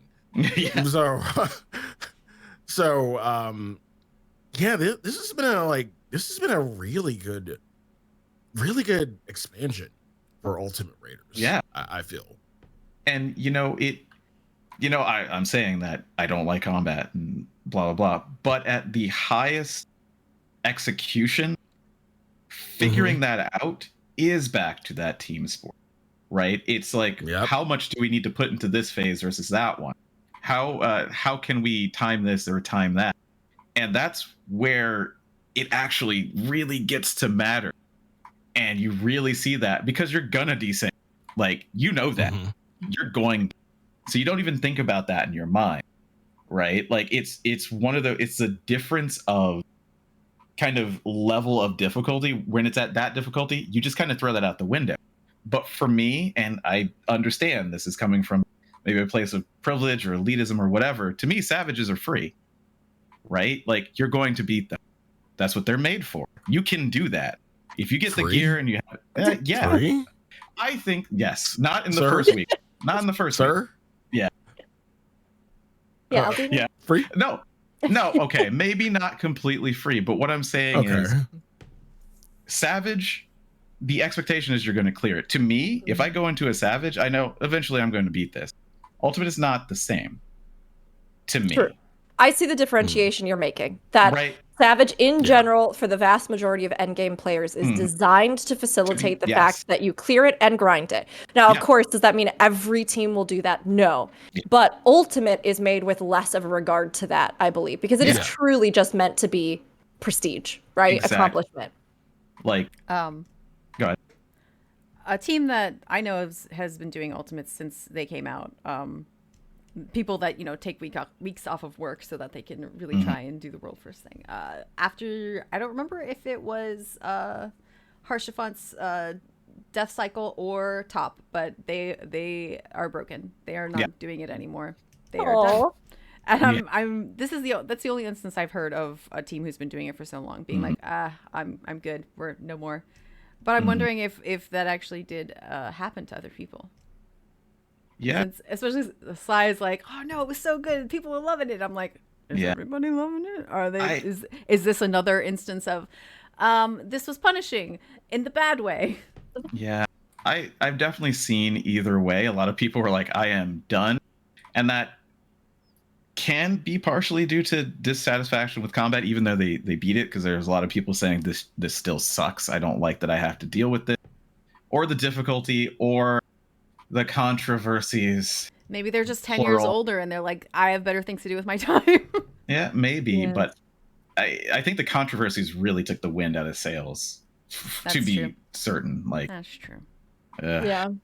The controversy is a big thing. There's a lot of stuff with this. We won't go into it. We've done whole episodes about the third-party tool usage and all that kind of stuff and policies in Final Fantasy XIV. Another one that we weren't able to talk about as much in the World First broadcast, but of course we were all aware of, was the fact that the buff limits were a big problem with top. Yeah. So for anybody who doesn't know, there are these soft locks. In most content, you would never, hard locks technically. There's no real instance you're ever going to encounter something like this.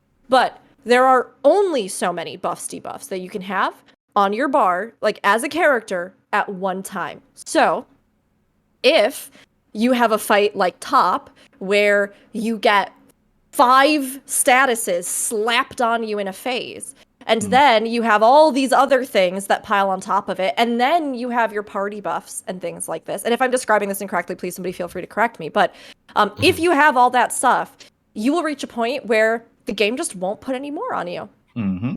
So it doesn't matter if that 2-minute window that is necessary to perform, and the numbers of which are fundamental to clearing the content. It doesn't matter if that's the case, because if all the other things that this instance puts on you make it so that the actual buffs that your party has can't apply to your character, then you just don't get the buffs, and then maybe you don't get the damage.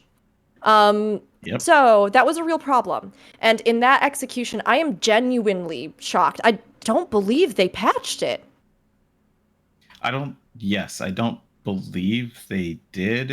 I don't think that it's possible to fix, because it's a limitation of the system. This is why hunts and dots, right? They don't mix together very well. Exactly. That in Alliance raids, I was going to say, we saw it as a very minimal comparison in Alliance raids very early on, and they really it was like maybe one small fix, but not really. Yeah. You also saw it a little bit in like CLL and Dalriada and stuff. Yeah. You saw it a little bit too. Yeah. So that was a pretty huge issue. I don't know if I heard of Static's breakup because of just that, but I have no doubt that it has played a role in interactions and feelings about this content. But all of that to say, I do think the ultimates have been overall fantastic, let alone for visibility of the game and for having that aspirational content. It's great to see it. I think that that's where that like brutal punishment absolutely has its place and creates something that we've even seen huge esports organizations that do a lot with WoW or do a lot with other MMOs suddenly take an interest in 14 because of how they are pushing these kinds of content. We have a lot of your thoughts too, so I want to read some of these, and then I think, because this has been such a phenomenal discussion, oh my gosh, we really enjoyed it, we're gonna probably need to do a part 2 on this, or we're gonna be here for another 3 hours. I mean, we can, but I do have a raid in a different game today. I mean, it's really up to everybody. We could push through and do a few more questions. We can take a little bit of a consensus here, but I mean, we also will take any chance to maybe invite you both back if you'd be interested and do a part 2. So absolutely. Yeah, absolutely. Great. All right, then let's aim for that, because I don't want to rush through anything. Yes, and I know we've been we've been like messaging ourselves. We really wanted to give a good thorough breakdown of all of this for those who might be interested. So thinking about thoughts that all of you have and your own interests in Endgame PvE content. We'll touch on this, and then we'll head towards wrapping up for part 1. But everybody that contributed again to this forum, thank you. And some of the thoughts that you all had were, Savage has overall been pretty fun, if a bit exhausting in the latest tier. General kind of breakdown to the different fights. And some complaints, which actually I've heard a lot of about P7S specifically, and that a lot of people did not find that an enjoyable fight, or they found it too simple. But then there's the one really difficult mechanic towards the end with the harvest, and a commentary here on that was that it's difficult not to go on autopilot, and then suddenly there is a slam in complexity spike of all the harvests in a row without a moment to start warming my brain back up. Which I think is very interesting. Also, P8S commentary here talking about both phases are interesting individually, but aside from the transformation, they feel entirely disconnected from one another mechanically. It really put into perspective of how sick I am of the door boss concept. So there was some thoughts on that, as well as a little additional comment about the 2-minute meta that we were talking about, which just says, I've come to really dislike the whole 2-minute meta. The impact on current class design has made it feel less like I'm working as a team. This is where I got it from. Oh, perfect. And more like you just do your individual thing next to each other and benefits will splash over. Yep. Arguably, teammates make you more powerful than ever before, but it feels very separate, with buffs feeling like incidental benefits. So yeah, there was that. We also had here, let's see, comments about the Extreme Trials. X Trials have been fun, minus Endsinger. I liked Asphodelos much more than Abyssos for Savage rating, and Ultimate has been cool. DSR was my first attempt at progging Ultimate, and although we never cleared, I did enjoy the prog. It was such a spectacle of a fight, which is cool. Let's see, we've also got some talk I really about... liked? Go ahead, yeah. In frickin' the Firebird, what was that? 3? P3. Yeah. P3S. I don't judge me. I love the tethers. Yeah. I heard so many tanks. Oh, okay. So many tanks being like, "What do you mean I have to hold the tether and do something?" Oh, poor baby. I think the biggest feedback I've heard about the tether is that sometimes it feels as though the way you have to intercept it is clunky. Sure, yeah. And that you will move tethers have into always it. been kind of... Yeah, and yet it will not actually transfer over. But that's less an actual commentary on the mechanic from tanks I've heard, and more so just the physics of it, like the in-game interception thing, which seems like they could maybe do they need to fix up a little bit of that. As someone who raids basically inside the server, I live so close-ish to it. When people look at me in game, they're like, "What are you doing? Where are you going?" And I'm like, "I am already there. I'm sorry. Like, you haven't seen me yet." So tethers are a problem. Like, it's a first world problem because my ping is very low, and so I could play anything. But also, it makes team fight kind of difficult sometimes. Yeah, so, you need to fix some of that. I think even Alchemy, were you saying, might have been Sly earlier, talking about even the fact that it can be frustrating in some of these fights, or in Hephaestus. Did I just say that right? Yes. Yeah. That the server ping. Sometimes there's just a moment where you do the thing, but you end up on the wrong side of the tick, or you end up on the wrong side. You mean then shooting your gaze out the back? Yeah. Yes. Yeah, absolutely. Yep. Shooting gaze out of the back. Yep, for sure. Yeah, that's definitely been something that I think has led to frustration in some of these fights too. We have a comment here. I've never run Savage rating in Extreme Trials before now, so I can't speak to prior expansions personally. My static does have some folks who have been around since 2.0, and a lot feel like Savage has been a bit of a slog this expansion in comparison. Our healers have struggled the most. We've really enjoyed the extremes and managed to clear each one, but as casual Savage raiders, we've only cleared a couple of the Savage fights, and we can never find fill-ins if one of our regulars is out for the night.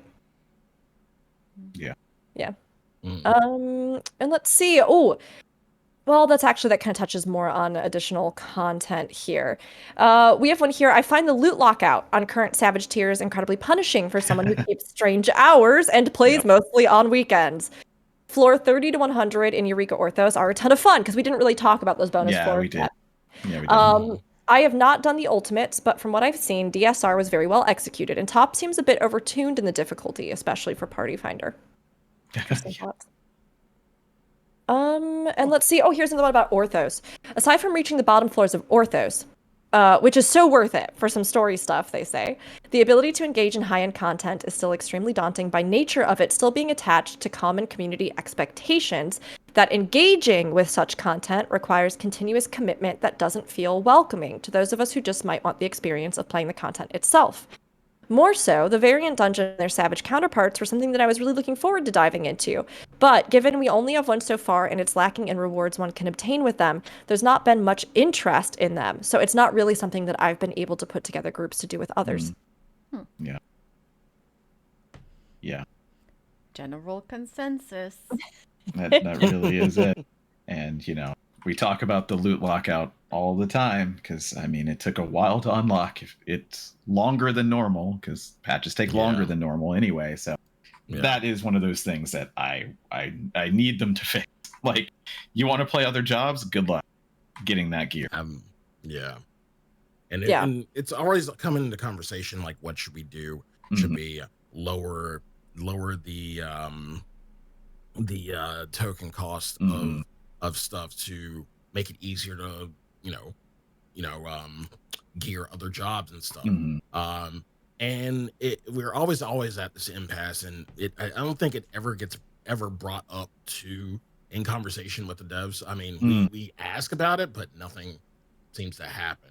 It kind of feels like eggy glamours again. Oh no. Oof. I guess it really depends on your perspective too, because I personally feel like they're in a pretty good place, but I did have a static for a while where we were very consistent. So that consistency makes that token easy enough for me to get, and I didn't feel like I was falling behind on anything. But if you don't have that, then absolutely it's going to feel harder. Right, it's harder to get gear in that. Yeah. And it will take long anyway. That's a good point, because I reached a point this post-expansion, after said static had to disband for IRL reasons, which is fine. It's okay. We're all right. We still love each other. But I noticed almost immediately after we stopped running frequently that I had a day where I was like, oh yeah, one of my alt classes, I want to like get this top and I want to upgrade it. And so I went over and I looked at my stuff and I went, oh, I don't have any twine or something. Okay, I guess I must have used it all when I was upgrading the other, that other class and stuff. And then I went, but like I can probably exchange for tomes at this point to get some of that. And then I realized, oh my gosh, I cannot yet. And there was such a moment in my head, because technically, of course, we couldn't if you're just going by the patches themselves. But I do think for Endgame, and particularly for loot lockouts, like we're talking about, this added development time has had this kind of overtime residual buildup effect where we're going, like, we have the same amount of content, if not less.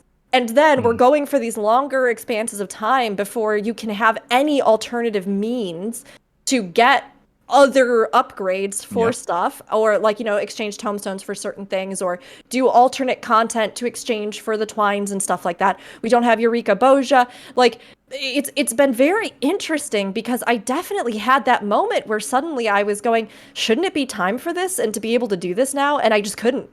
Yeah. Yeah, it really felt like, and almost everybody in my Discord was kind of on the same boat. It felt like the lockout removal was later. I don't think it was, but it felt like it. And we were like, shouldn't we be unlocked by now? Like, we all felt it. Like, I felt it too. Yeah, it's like, maybe it's just us. I don't know, but technically, what is it? It's 2 weeks out, because every patch has gained 2 weeks of dev time since like 2021, end of 2021, I think, right before Endwalk. Wait, I can't remember when it was, but they said it would take 2 more weeks, and you keenly feel that now. Oh my goodness. It just feels so different in a game where you're supposed to change jobs, right? It piles on to the sense of dissatisfaction, because you can't change jobs and not be a detriment to your team and make them go back and do more stuff that they weren't going to do. Like, for example, I play Summoner and I don't want to. So I was like, okay, well, maybe I'll switch to Black Mage. Yeah, maybe I'll do that. And when I thought about that, when that static was operational, I went, oh no, I won't, because that's mostly opposite gear of what I've already picked. And that's a whole lot of tomes. Like, even to get to the spot where my Summoner is right now, I would be a detriment to the team. I don't want to do that. Meanwhile, we're Yeah. back there behind him going, just do it, it's fine. Just do Do it. it. anyway. We don't Just do care. Do it anyway. It's fine, just Whatever. take the stuff. And he's like, no. Too upstanding, too noble. Aldianaux. Plus, I don't want to have to learn a new job. Just fix my job, please.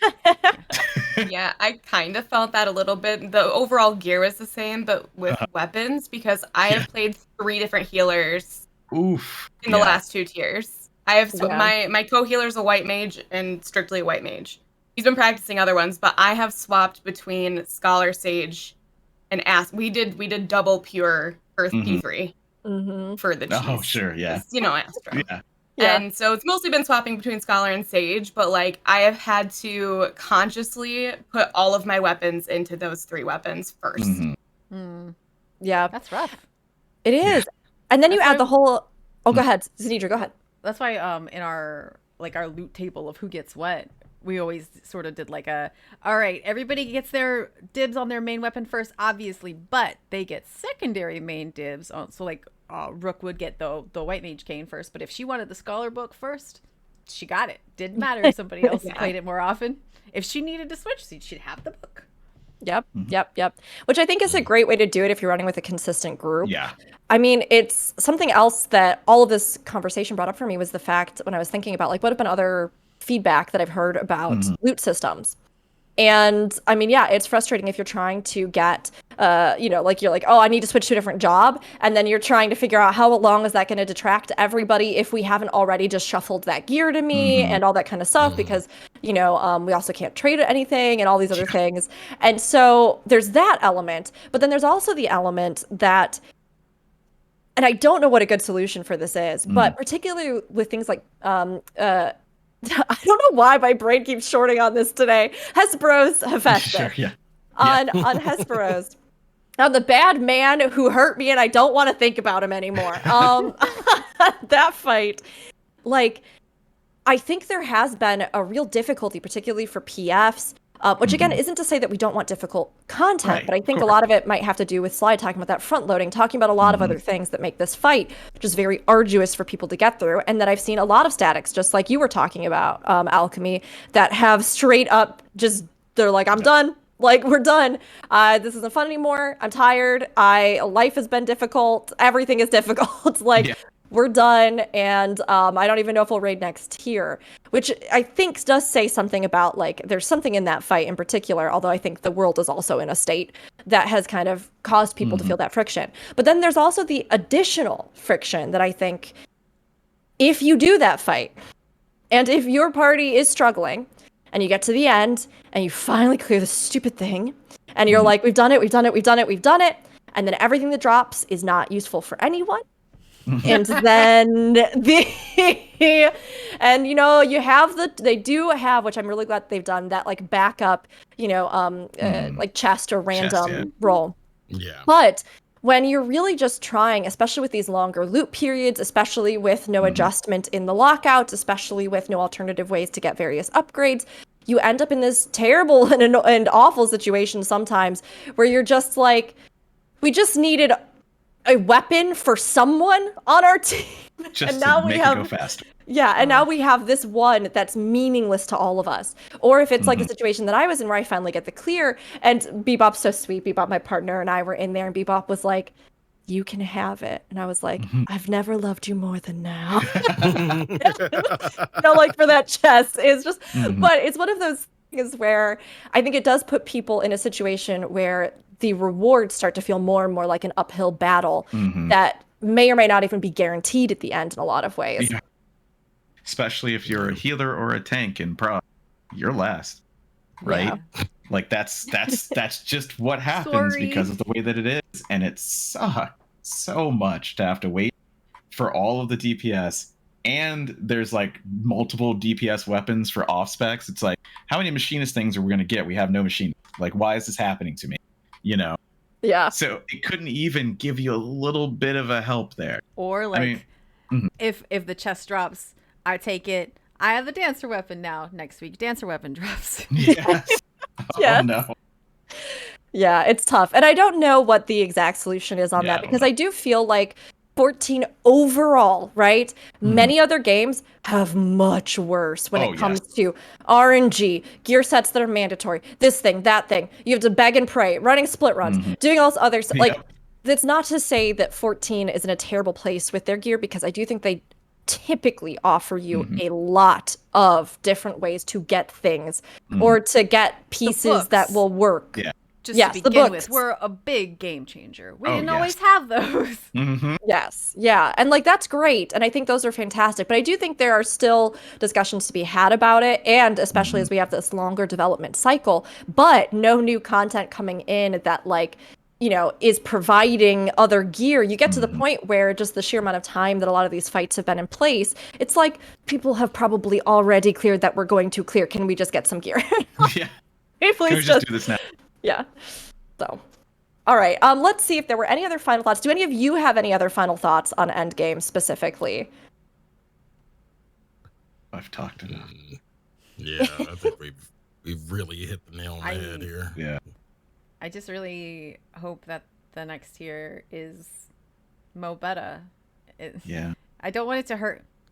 Do you really want to hurt me? Please stop. Don't. I don't want it. No. Yeah, I don't think that the current state of like Endgame has turned me off from doing it. I am definitely burnt out right now and I want a couple week break. But overall, I'm excited for the next tier. I'm excited to see what it brings. It's like, I mean, Eden's middle tier was also terrible. So yes, you know what? True, fair. So I'm kind of just excited because I really liked E9 to 12. I thought it was fantastic. And so I'm really excited to see what 9 to 12 brings. You know what does have me excited about the next tier? Looping back around to one of the first things we talked about, story. Sure. They left us on such a neat cliffhanger for the next part of this story. Oh, I'm ready for that. Super excited. Yeah, I'm looking forward to it. I mean, I think overall, we've had a really mixed bag with the Endgame in that I think the first tier was very accessible, and it was even one where I was saying to everybody, like, hey, if you're new to it, do the first boss, get in there, because you will learn so much from this fight, and it is very accessible to you. Now to where we're ramping up, I think we all like difficulty, but I do agree there's a lot of discussions and critiques. Go ahead. I felt this could just be my twisted personal perspective, but I feel like not that kind of twisted. Calm down. Over the years, I feel like I was looking at Sly's face, and he was like, "Oh." Anyway, over the years, I feel like mechanics have been a little bit more consistent. There have always been mechanics that stood out in raid fights that were like, this is the hard one. Once you get past this, though, you got it. But I feel like the floor and the ceiling had those things a little bit closer, but in this particular tier, and we were talking about it with the tree, it's like snore, snore, snore. Oh, what the fuck? You know, it's same thing with Carbuncle. Carbuncle there was a lot of just like, and then suddenly you're being eaten. The stupid run mechanic. I hated that stupid thing. Talking about falling on the wrong side of like a tick as you run out of the. Oh my gosh. Okay, I'm sorry. The snapshotting was. Oh, it was so bad on that. Awful. But I think there's been a pretty wide range, a mixed bag. We had a comment here that just said, overall, I think it's pretty good. It's in a better place than just normal PvE content. Yeah, definitely. And I would say that ultimately I agree with that. I think we've had what we said here. Like I think we've had some real high highs with things like the ultimate fights, even with any hiccups within that. I think that we've had some really frustrating points. I think we have seen, particularly in discussion with job balance, class balance, 2-minute window, all of these other things that are contributing to this. I think we have seen a lot of stuff that needs to be seriously addressed and worked on for the future of the game, just from an enjoyability standpoint, for making sure classes aren't so homogenized that there's really no difference other than a different graphical, kind of thing. And to be able to pursue more active and engaging gameplay for players working together in these challenges. I mean, I think there's a lot that can be done there, and I hope we see, even if balance is good and things are playable and class is really, again, I mean, it's not like this is some huge disaster. It's just that there are a lot of higher design things within this that are really important overall to like the longevity and future of the game that I think have some very valid feedback. Savages, I think, have been a mixed bag, some ranging, Great ideas, really fun times, to exactly what Xenedra was talking about. Weird jumps, bizarre, strange things, front-loaded first half, all of that sort of stuff. And I think the gear and cycle there with the Endgame has been something too, as well as the fact that they did try to add in some more additional content with things like the bonus Savage Criterion. But again, because that doesn't offer you anything, it doesn't even offer you, I don't think so, it doesn't offer you the upgrade items, right? Like, so you don't get the twine and stuff from it if you do it for It'd be a like perfect current idea. like but why no. not No. no so like you don't even have additional options that way to run if you wanted to try and do something like that with a smaller group. So I think that is definitely a problem. Extreme primals, I think, to me, while there have been some good ones across the board, doesn't seem like they've really impressed most of us in general. Although there have been people in the comments and the feedback here that said, I've enjoyed running them with people, and it has been something that I've engaged with. So that's awesome to hear, honestly. Does that seem like a pretty good summary? Are we ready? We feel like for I think part so. one, Yeah. pretty good moment to Oh, wrap man. up. It was a lot. It was a lot. Yeah. It's like we've had 10 years of a game or something, and we're Yeah, something like that. It's like and we're just venting all of it out right now. This really felt like a support session It for did. a lot of people. Yeah, I hope it felt that way to chat too. Like, Yeah. I think we all should get together and talk about this. I have this weird visual, like Final Fantasy XIV is a blanket, and there are some, to use the phrase Rook said, some high highs. So you've like a couple of pinched up corners that are just really quality, but then the low lows like are very just still on the ground. There's a couple of holes in the blanket. It's not really good for anything except for this metaphor. Oh yeah, that patch is where summoner, complexity was. Oh, it's gone. Oh, there's a hole. Oh, it fell right off. Summoner is a bouncy ball that's rolling away. Yeah. All right. all right. Let's throw this over to the contact page.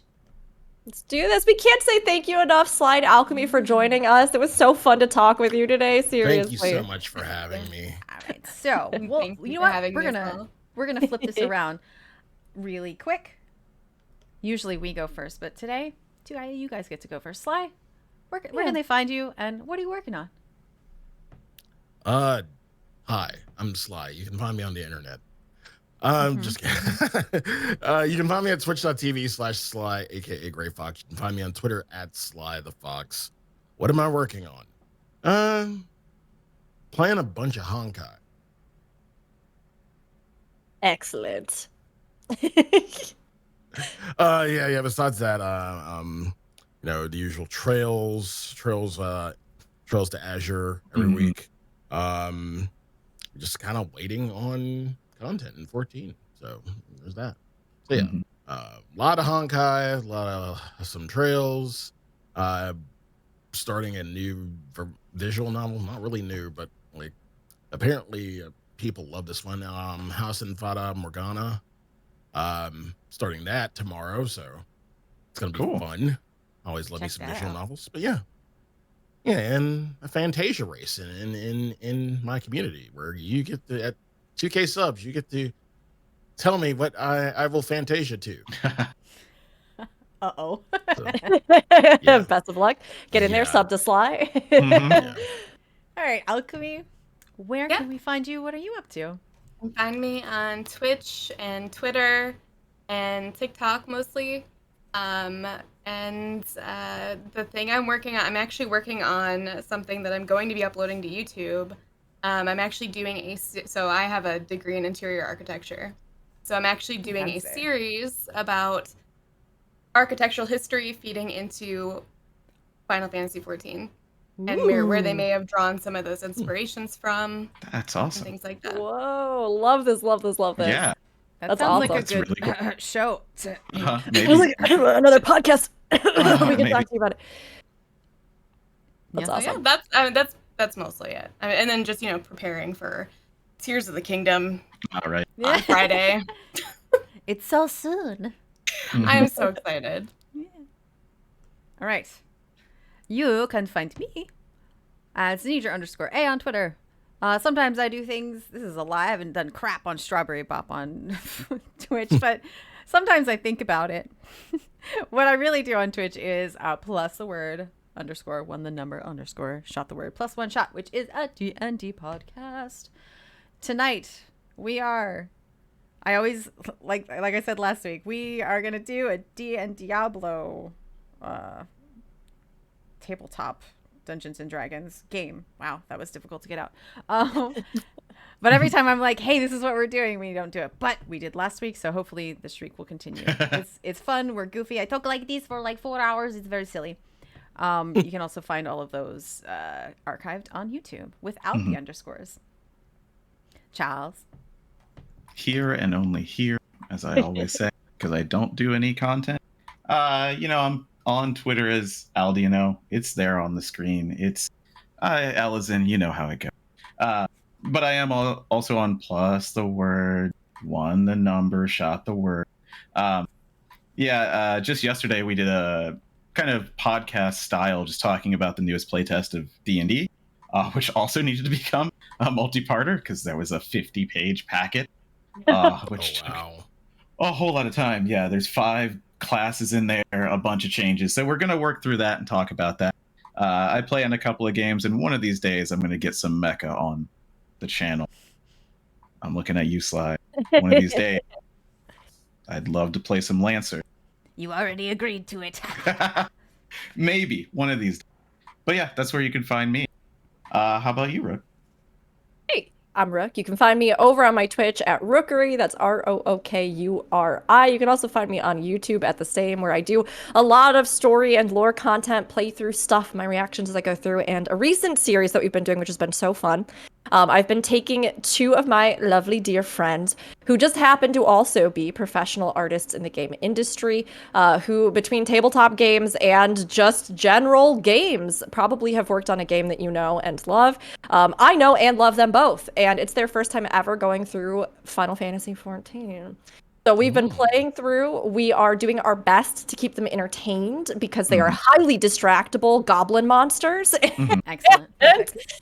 And we've been going through A Realm Reborn together. We stream it live on my channel on Wednesdays, and we put the edited versions up on YouTube. If you're looking for some laughs, if you're looking for some insights, if you're looking for that vibe, especially in patch content lull, of being together and playing with friends, I would definitely recommend it, because I have not laughed so hard and witnessed so much nonsense ever in my time playing this game, and it's been really fun. You can also find me on this podcast, as well as the Lightbringers podcast for Guild Wars 2. I love a lot of MMOs, it turns out, and I do a lot of content for a bunch of them. Final Fantasy XIV, Guild Wars 2, sometimes ESO, because I play that a lot in my own time, and recently a lot more with World of Warcraft. So if I'm not podcasting, if I'm not on those channels, if you're unsure where I am, check out my Twitter. That's at Rookery_, because I've been shoutcasting, and hosting a lot of events in a variety of MMOs, which has been so phenomenal and has become a huge passion of mine too. So we'll have a bunch coming up this month, including that PvP tournament for Frosty and the world first race, as well as some other things that I'm excited to share with everybody as the month keeps developing. So keep an eye out. Excellent. All right.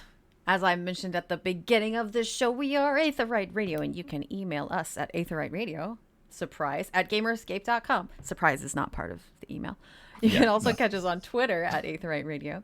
And we work for the website Gamerescape, which has a Twitter, a Twitch, a YouTube, a Facebook, and also a Discord, discord.gg/Gamerescape. We are at all of those places. We have a lore and an Aetheryte Radio channel on the Discord. We're in there. Come talk to us. We like people and stuff and things and places, and we like you. So come talk to us. Again, thank you guys so much for joining us today. It's been a blast. I am both not surprised and completely surprised that we did not make it to the end of our thing. When you gas opinions, you just gotta share them. And that's what happened to us today, and your ears. Anybody else? Anything? I love those opinions. No, I can't wait for part 2. I'm excited. Yeah. Part 2 or 3 or 5 or 7. We'll see. We'll find out. Revenge of the opinions. And I believe we'll be back next week with a live letter. Yeah. Yeah. Yeah. Exciting. All right, everybody. Thanks for hanging out. We'll see you next week. Bye bye. Bye. Take care.